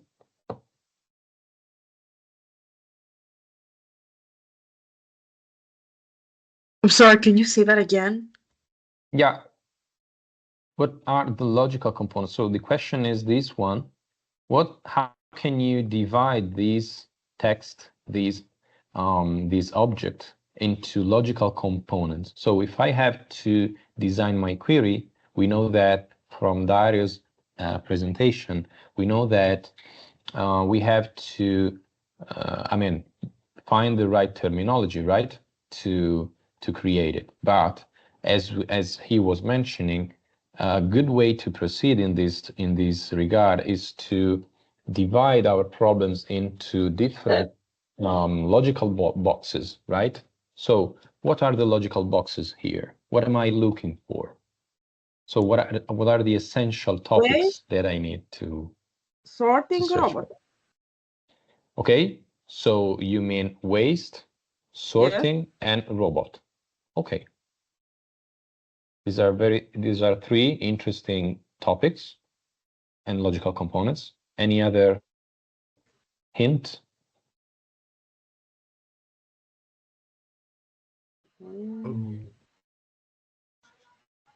Perhaps paper or plastic or also the materials. The materials, right? Mention Okay. them one by one, combined with an or, as Dario said. Okay. This could be a useful way to refine the context if needed, but let's stick to the system, to the object. So we have thought of the sorting operation, the robot, and the waste. Okay, so an additional question could be, okay, what's the main feature of this robotic arm? What is it featured with in order to recognize the waste? It's featured with a photo recognition system. So if I'd have to decide what are the logical components that I need to consider for my for designing my query, I would think of the conveyor belt, because if I take this robot and I take it outside of the conveyor belt, it's not the same invention. You get it right? If I take out the photo recognition system from this invention, leaving all the rest, the invention changes, right? I could have a different type of sensor, but that's a distinction, a distinct invention, right? And the same goes for the application. So who was suggesting the sorting is right. I don't have it highlighted here because I prefer to focus on the waste, so on the domain, which also Aris was mentioning. So this waste category includes all the materials that the robot has to pick from the line, right? So let's just, for the sake of practicity, let's just stick to these four topics, four components. Now the question is, how do they relate in terms of logical operators? Do we have an AND relationship here? Do we have an OR relationship between these topics? Nice question.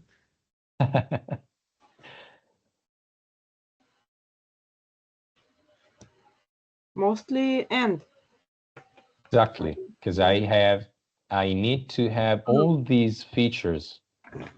So the documents I'm looking for are those that feature each of these topics, each of these concepts, and do not have, just because the invention I'm wanting to check features everything, each one of these components, right? So that's why I'm looking for each of these qualities. And now the terminology. So once I have these different conceptual blocks, I can dive into the synonyms part that Dario was mentioning before. So I can take the waste part and enrich this block with more terminology. For example, I've put here garbage. trash, we could stick to Aris idea and put here all the different materials that one could possibly find on a conveyor belt in a recycling plant. Robotic arm. Here I have a suggestion for those of you who want to play with these query design. Every time you have a two-word concept, so a concept expressed using two words, like in this case, for example, robotic and arm, a very easy way to enrich your terminology would be to play with each one of these two terms and then mix all the possible combination. For example, I could take robotic and I could enrich it with synonyms: robotic, automatic, I don't know, automated, humanoid, and so on. Arm could be a hand, could be a gripper, an end effector. So this way you can enrich all the possible combination and you end up with a very full list of synonyms. So for example, here I put robotic arm, automated arm, manipulator, which is a one-word synonym for this two-word term, and so on. And the same goes for the other two blocks. This is a thing to have in mind when creating and going to the next step of your query design. So we have said that all the different blocks are in an end logical relationship with each other, but all the terminology following into each one, within each one of these blocks, are in an or relationship with each other. So I'm interested in any document that talks about waste or garbage or trash, regardless of what synonym it uses to talk about this topic. The important thing is that the topic is disclosed in the document. What I want to stress is that the document I'm looking for needs to talk about each one of these topics, regardless of the synonym. Okay, so we now have to design different queries for different tools. I will start with a SpaceNet, okay, and I will go out of my presentation and I will go back to the SpaceNet user interface just to play with it a little bit. Then I will go back to the prepare queries on the presentation and we will have a look at the results. So we have said that we need waste. We need robotic arm, which I will put under quotation marks just to force the search engine to look for those documents that contain both robotic and arm, but not only contain these two terms must appear in the document in this exact order and one near to another, okay? So that I'm sure that I'm talking about the robotic arm and I'm not talking of a robot for, I don't know, a surgery application to a broken arm, okay? So robotic arm, image recognition, and I forgot the last one, conveyor belt, right?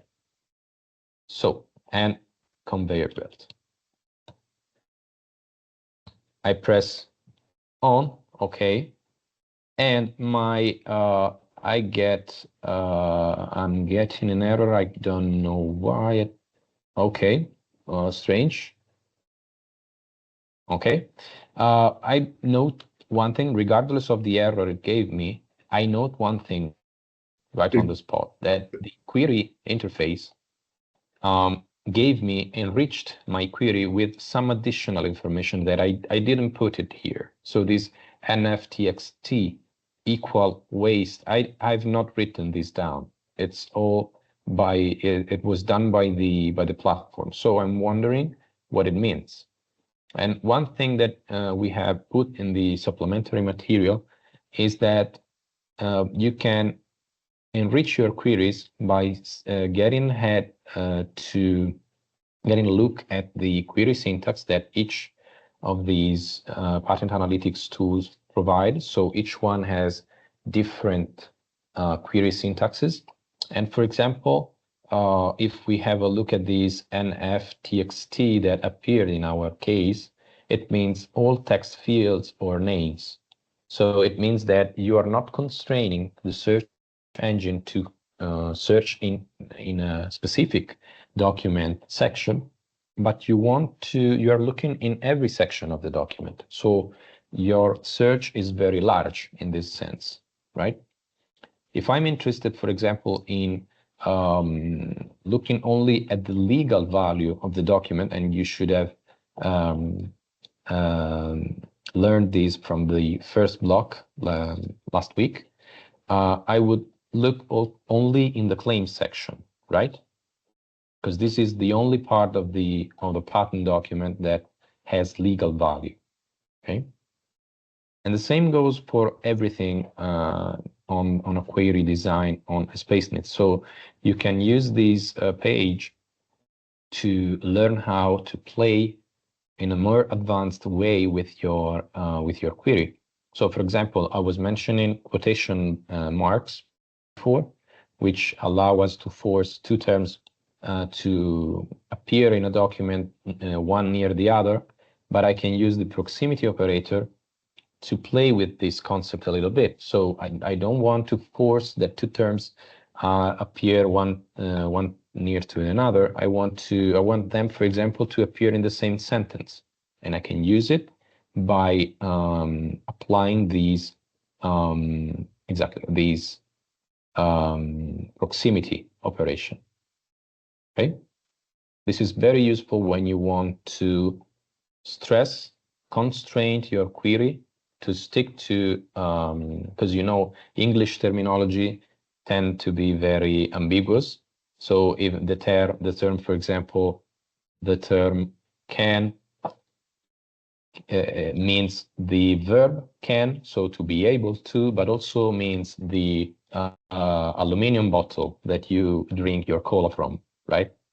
So ambiguity can be solved, for example, by putting aside of these ambiguous terminology another non-ambiguous term that should appear in the same sentence of this ambiguous term, just for the sake of removing the ambiguity. So going back to my initial query, here in the presentation you will find a possible set of queries for each one of the logical blocks that we were mentioning. I will start from this robotic arm concept. Here is a quick version of possible query. I don't know why it keeps giving me this error. Sorry for this. I will have to go back. Try to reload the page. Yeah, I will try to do that, but a clean reload without it worked any here data. earlier, so I don't know. Maybe it's a connection error.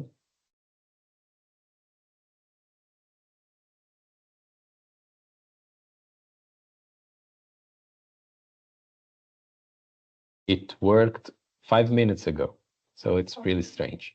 Technology is not with us today.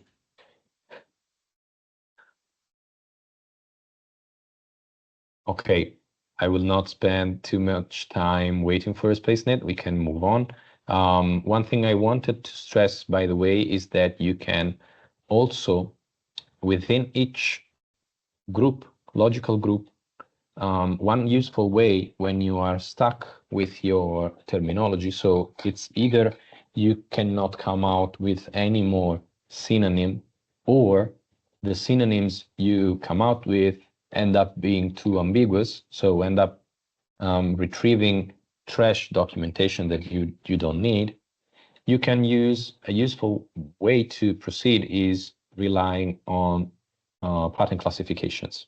So, for example, a SpaceNet provides these useful interface to look for the right pattern class.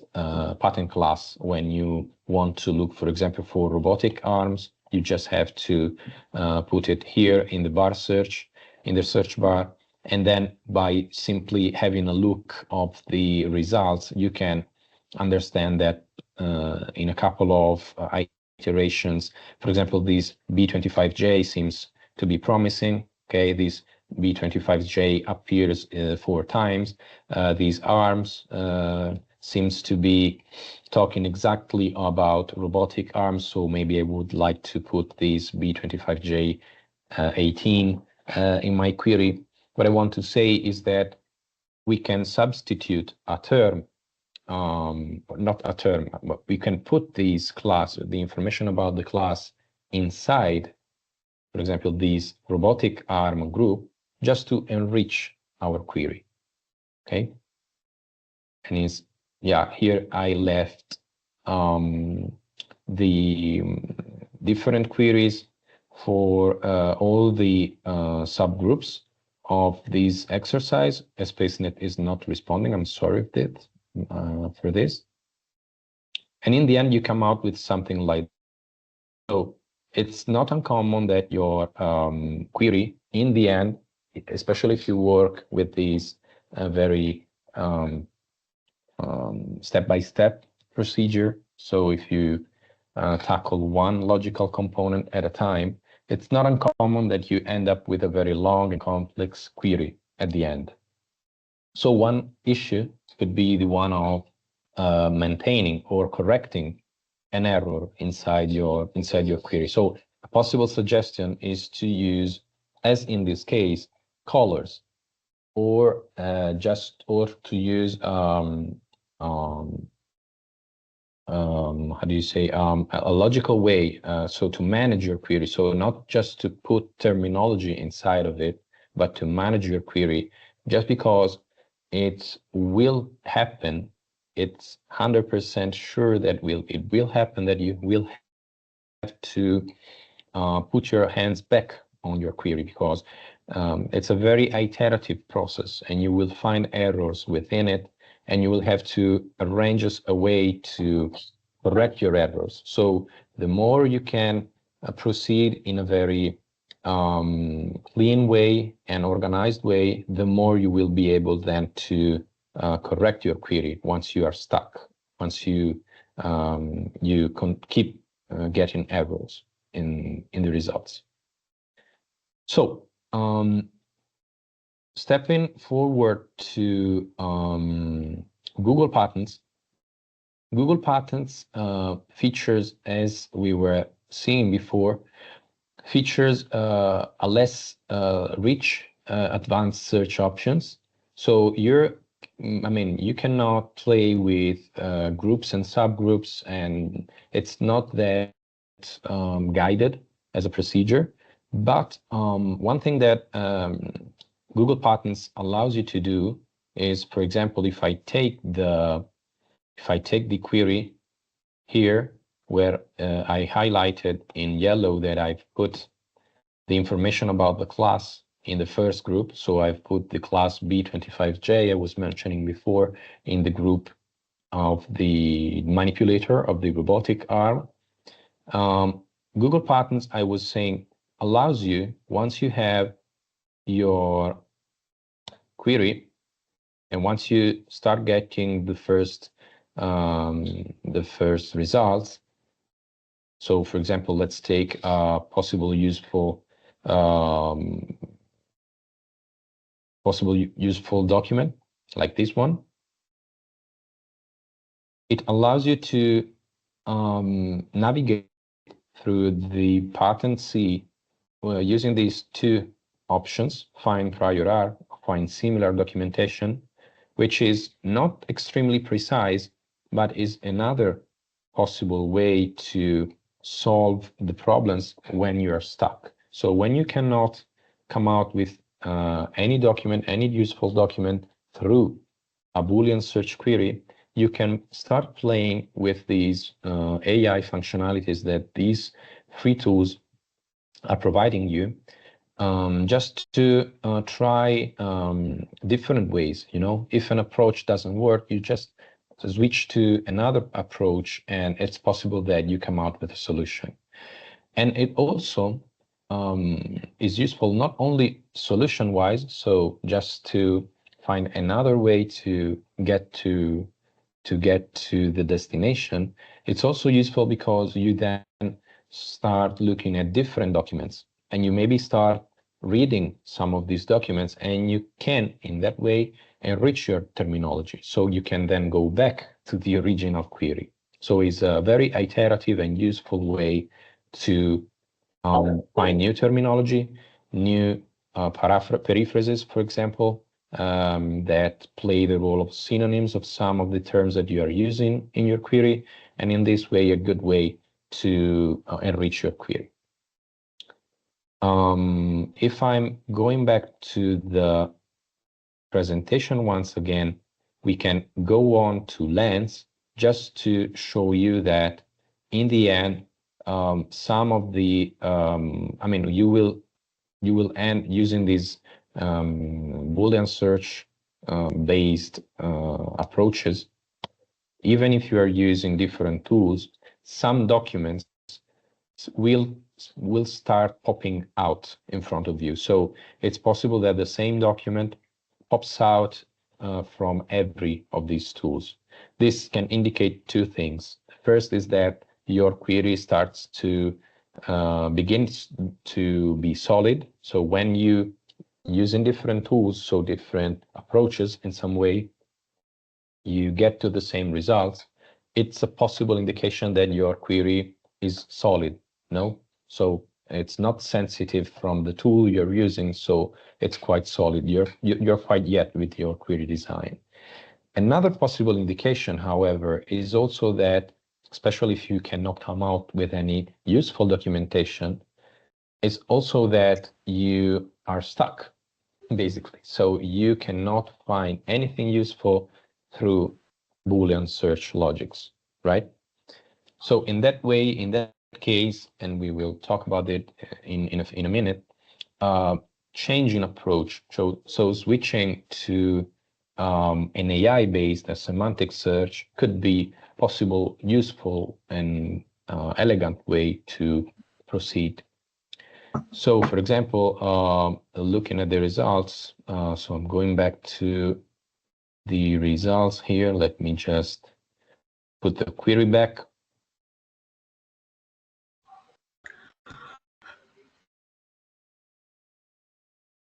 Having a look at SpaceNet, it's not working, keeps not working. Strange.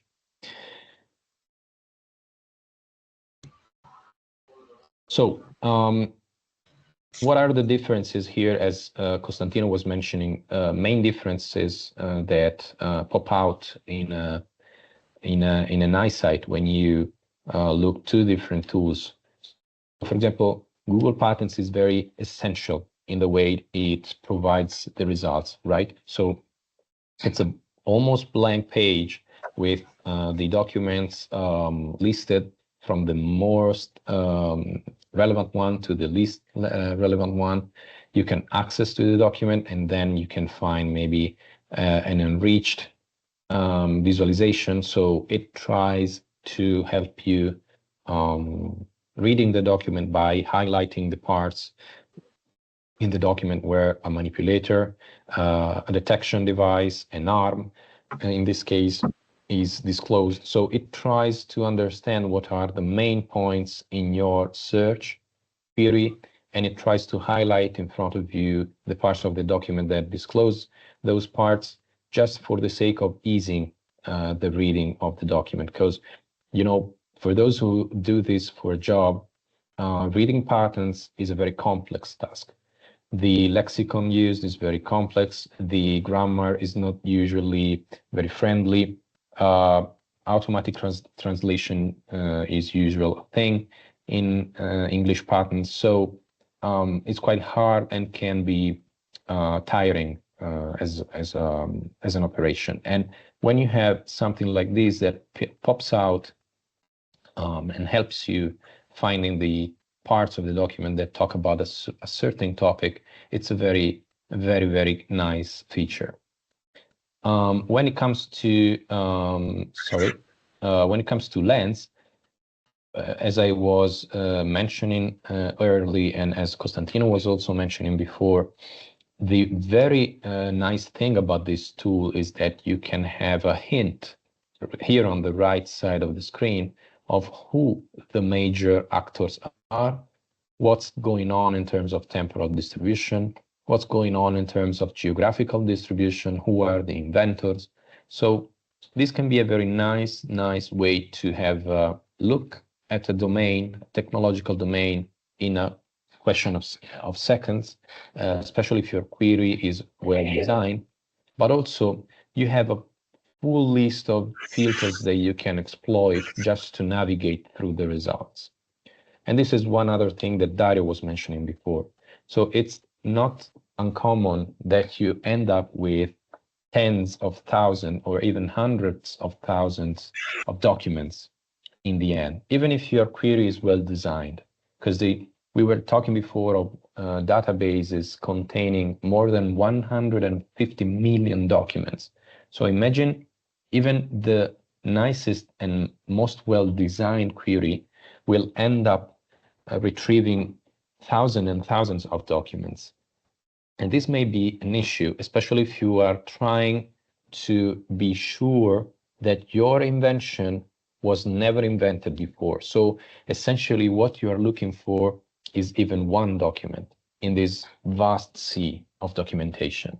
So a big issue in patent analytics is coming out with a clean database, a clean data set of results, and having the possibility to navigate through the applicants, through the inventors, through the jurisdiction, through the CPC classes, for example. So like in this case with these filters, is very useful because you can get a hint in a question of seconds if you're about your query. So you can get a feedback, an immediate feedback, whether your query is pointing towards the right direction or not. So it can save you hours of work later on when you will be working with your data and trying to clean your data set. It will be if you note that something's going on and wrong with the applicants, for example, in this case you see that FedEx come in the field of robotic arms, in recycling, that maybe lights a bulb in your head, and you see, okay, let me check whether FedEx is really working on this, or if it's the case that my query, it's too ambiguous and I'm working with the wrong query at the moment. So just looking through these documents, you can have a feeling whether your query is nice, is wrong, whether there are some errors with a term or two, and you can go back to the query and correct your errors. And believe me, this will save you hours of time, hours of work later on. Lens.org also, as each one of these tools, provides you with a complete list of operators that you can use within your query. So to enrich your query and create more and more advanced queries, the more you play with it. So for example, you can put this claim option in your query just to look inside this section of the document only. You can use the inventor, the lens ID, just to, if you know that a document has a specific ID, you put it here and you are right on track, and so on. So for example, the proximity that SpaceNet provided in that way I showed before is reduced to the essential in the lens syntax. So you just need to put your terms inside quotation marks. use this symbol that I don't know the name in English, and then you are, and there you go. So essentially what this terminology is telling you is that you are looking for CRISPR, which is a strange acronym, gene and editing, with a distance of 5 terms between each other in the documents. So you are able then, once you get used to this complex syntax, you are able to play much more with your query and to produce more and more advanced queries. Going back to what I was mentioning before, so the same documents start to appear from your queries conducted using different tools. So it's possible that at some point you are stuck with your process, your query designing process.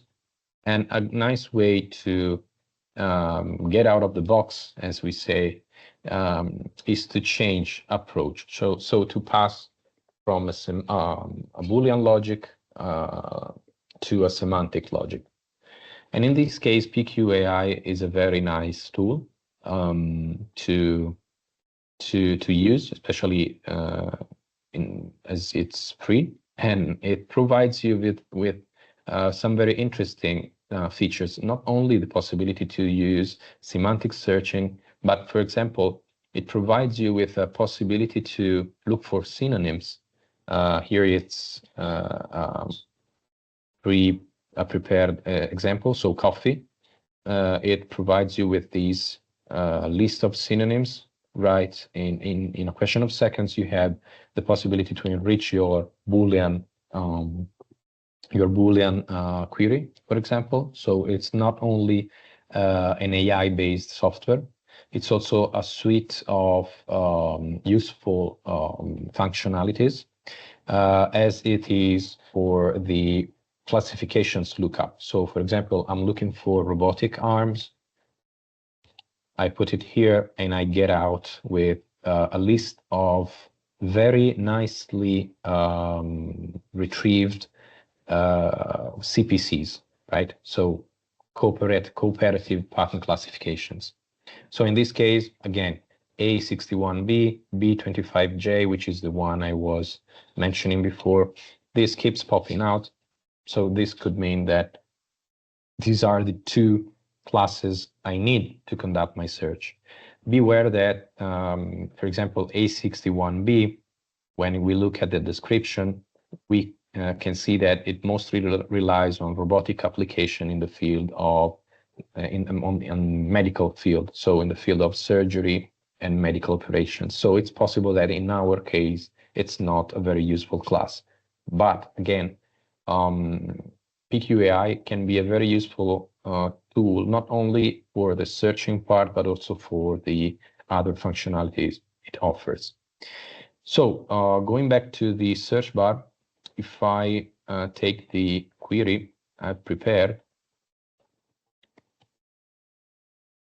we can look at what the possible results are. And one thing to mention is that also when you are designing a query for a semantic algorithm, the approach, the decomposition approach that we have stressed out at the beginning, so dividing your topic into smaller logical components, is a very useful way to create your semantic query, so to say. So in this case, for example, a manipulator, a robotic arm, equipped with either a camera or an image processing system, sorts through waste and garbage. So we've put here every one of the components, each of the components we were mentioning at the beginning, also with some synonyms in it. Okay, so it's a very very generic rule that works both with Boolean logic and semantic logic.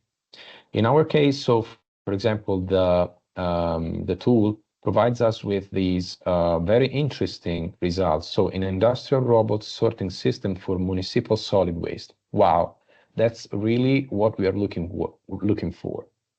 So we can look at the document, we can open it.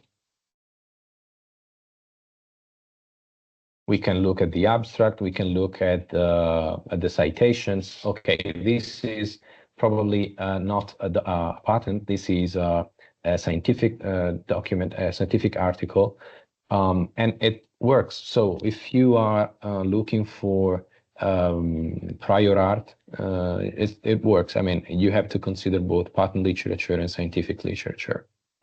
A downside of PQAI, by the way, is that you will end up not with downloading a set of metadata, but you will end up downloading a report out of your search. So when you want to collect data for mapping a scientific domain, it's not always useful, but it's a very powerful tool when you want to conduct a search for on the state of the art or for assessing the patentability of an invention. Okay. I will go back to the presentation and I will rapidly go to the conclusion. As the once you will be playing with your query, will find yourself in the position of assessing, evaluating whether your query is good or bad. So the question is, can I stop with my query designing activity? Should I go on and perfection it a little bit more? So there are some indicators that you can use to guide you through this process, some of which I've mentioned. So you can have a look at the applicants, have a look at the inventors. So if you see something strange there, you know that something's weird is going on.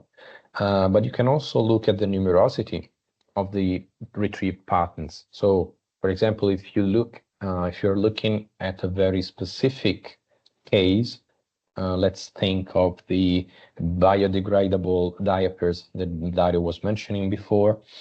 You cannot expect that to be a very rich domain. So you can compare it with some more generic domains, like, for example, in the automotive domain. So if you build your query about cars, you know that you get a hint that there are millions of documents talking about cars or hundreds of thousands of documents talking about cars.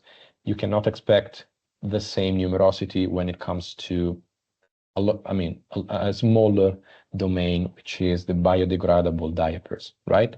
So if in that case, when you're designing your query, if you keep ending out with thousands, 100,000 patents, it's an indicator that you should keep working on your query and you should narrow it down.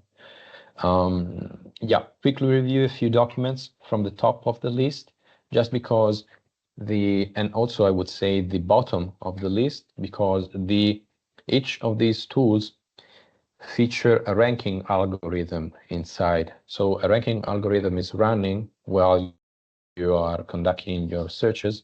So the first results are the most relevant ones, and the last results are the less relevant ones. So looking at the head and at the tail, the list, you can get a hint of whether you are doing good or bad. So if at the top of the list, some very strange document keeps popping up, it's probably the case that you still need to do some work on your query. But especially if you have good documents at the head of your list, but bad documents at the bottom of your list, you can use these bad documents to pick terminology that should be in a not group, right? So you can create your wrong terminology just to use it in a negative group, just to eliminate those terminology, those documents, sorry, that contain ambiguous terminology or wrong terminology, and that, by the way, keeps popping up. And you can, in the end, open selected documents for further examination, because you will need to understand a bit much more if the terminology you're using is complete, whether the documents could guide you in understanding if there is a classification pattern class that can help you in designing your query. And there you go. So it's a very iterative process, but these are some indicators, especially the numerosity one. These are some indicators that can guide you and can help you deciding when to stop. So how can this be useful? Well, conducting search queries is the essence when you are dealing with retrieving patent documentation, and in general terms, when you're dealing with retrieving data from databases.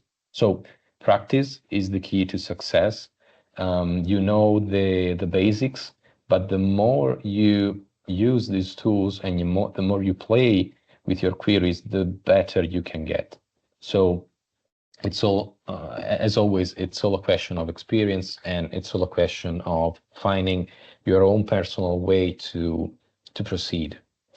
Understanding how the different tools build their own query can let you leverage on a variety of tools, because we know from these sessions, we know now that the perfect tool does not exist, actually. So you will end up using a mix of tools in most cases when you're conducting patent searches, and knowing which are the different features, but also the different ways that you can play with your query can help you deciding what tool to rely on. And in the end, knowing the steps for obtaining a patent set will enable you to achieve comprehensive analysis. So if you know how to obtain a patent set, and if you have a control on your query, there you go. So your job is basically done, because at the end of the day, if you can control your query, it means that you can come out with a quite clean and precise data set in the end. And after that is only a question of analytics. So it's only a question of manipulating your data, getting your head on the data and extract information. Another thing is when you have to deal with very unclean and dirty data sets, in which case every analytics is completely useless, or it's completely false, I would say. So controlling the query is really the essence of this job. And okay, and that's it. So thank you very much for your attention. And back to you, Aris. Thank you so very much, Giovanni. It was really nice to hear all this stuff, and at least to me, it was very interesting. I don't know if we have some questions from our audience before posing mine. We have this, the common suspect, Sophia. Yeah, hold on a second. I'm gonna turn on my camera, but there's not that much lighting right now, so doesn't matter. So, okay, what I found interesting was that finding information about patents is the same with actually creating your own, because to create a patent, you have to like really look for stuff and information and really do your research. Is the exact same thing with finding what you want. Finding the perfect sources and stuff takes the same amount of effort, because you have to look different platforms, different fields and everything. I don't know, I just find it really interesting like that. Yeah, and that points to one question you were asking before. So professional tools, that's another thing that they promise you. So they promise you a unique place to go to have this comprehensive analysis, right? So they usually feature both semantic and Boolean logics.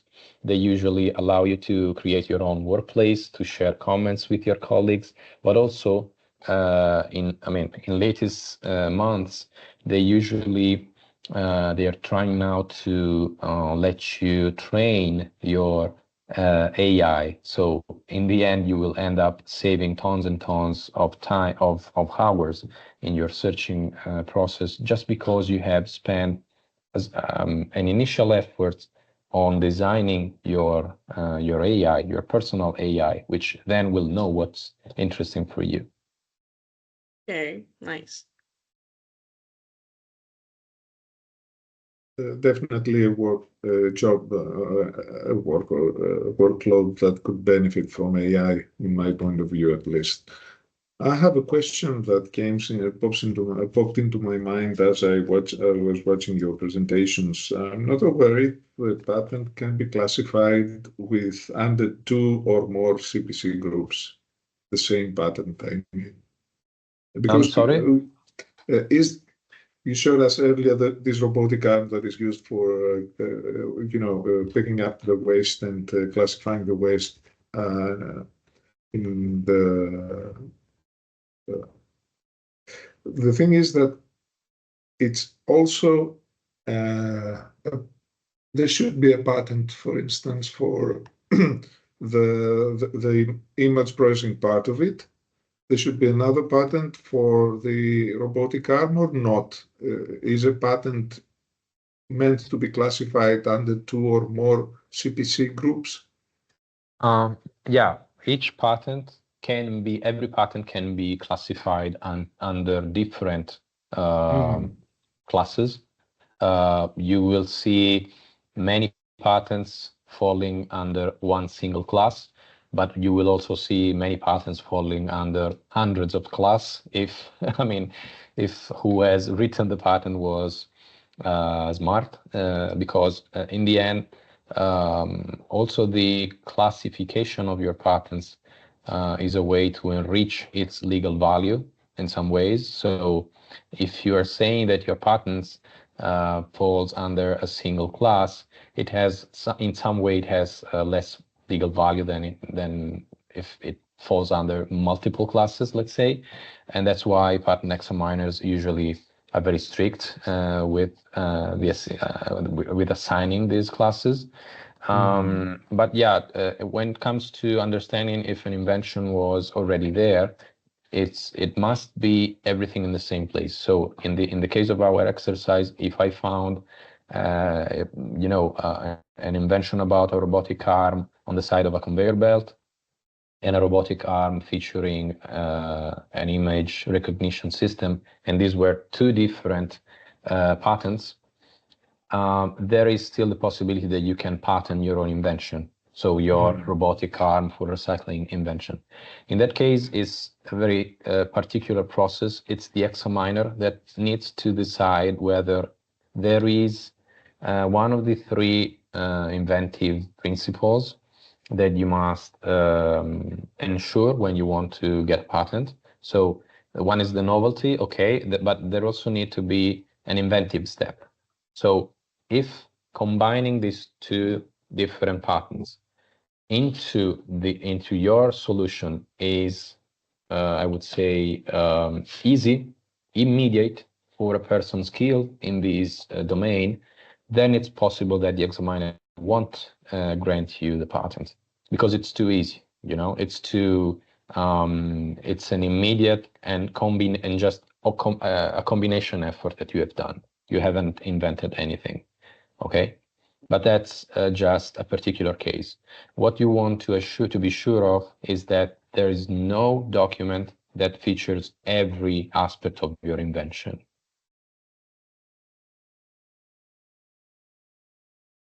Thank you for this. It was really enlightening for me as well, because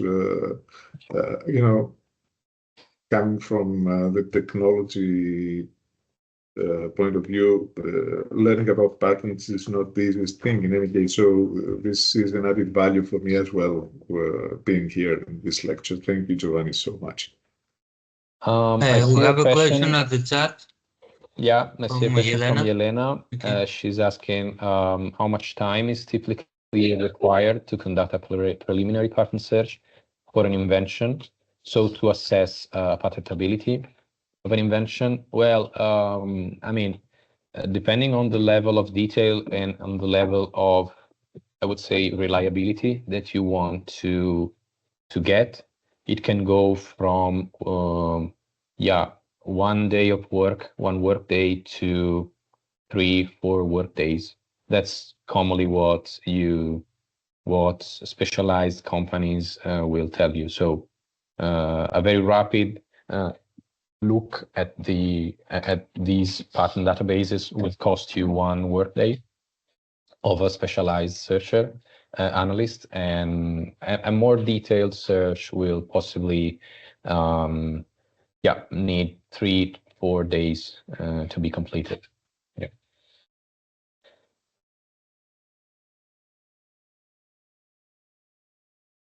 Thank you, Giovanni. So, Sure. Is there any question? Are there any more questions?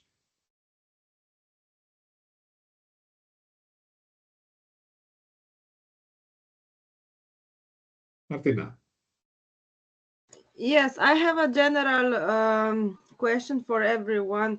Just to know, how much does it cost to get an international patent?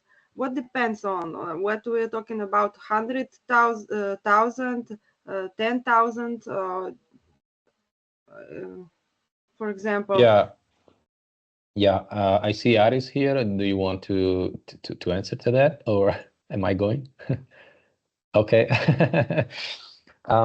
Yeah, I mean, to have approximately. Approximately it will cost you I would say 10,000 euros to get coverage in I would say in 5 to 6 countries in Europe, and then another country, for example, extra Europe, something like that. I'm not an expert in this regard when it comes to costs, but for example, in Europe, we have the unitary patent right now, which is a new procedure that was that opened last year, if I'm correct, or this year in January. I don't want to be I'm not sure about it, but and having a unitary procedure that can grant you with a unique application, with a unique examination, and with a unique patent attorney giving you consultancy, and with a unique bureaucracy, it can save you thousands and thousands of euros. I understand. Yeah. Yes. Okay. Thank you. Just to know. So you mean that you can apply with one application for the whole Europe or something like that? It's not the whole Europe. It's 10, 12 countries. I cannot remember, something like that. But for example, I know for sure that Italy is one of those.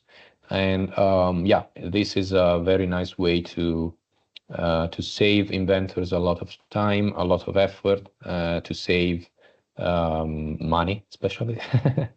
The same goes for the European procedure, which is slightly different. So in Europe, you can go country by country. You can go with a European patent application or with a unitary patent application. These are 3 different. And Giovanni, if I may, please allow me another one, because I really find it very interesting. Which was what? Okay, I forgot. It will come in a while. Lucky me. Yeah. In any case. No. You won't escape like that.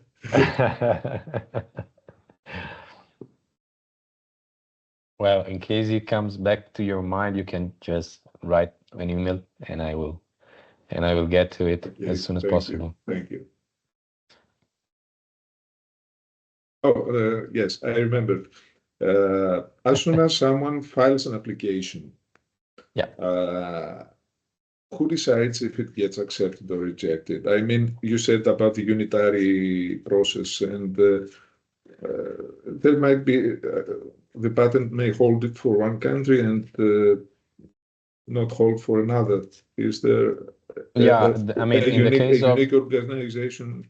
Yeah, in the case of the unitary patent, again, I'm not an extreme expert in patent applications, but in the case of unitary applications, there are there's a unique entity that decides whether your invention can be granted a patent or not in these 10 to 12, I cannot remember, countries.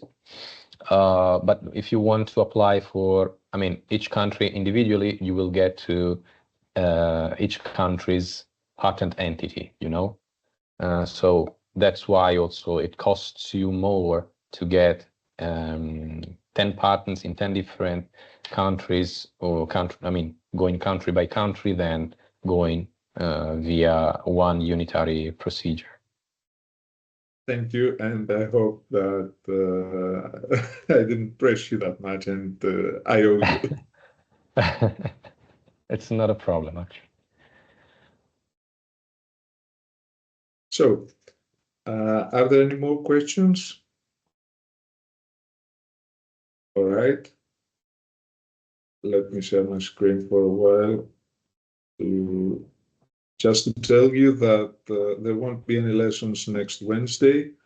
I hope that we really, at least I did, I enjoyed today's lesson very much. And our next session will be held in the 6th of September at 4 Central European Time. It's not the coming Wednesday, but the Wednesday after 2 weeks from now.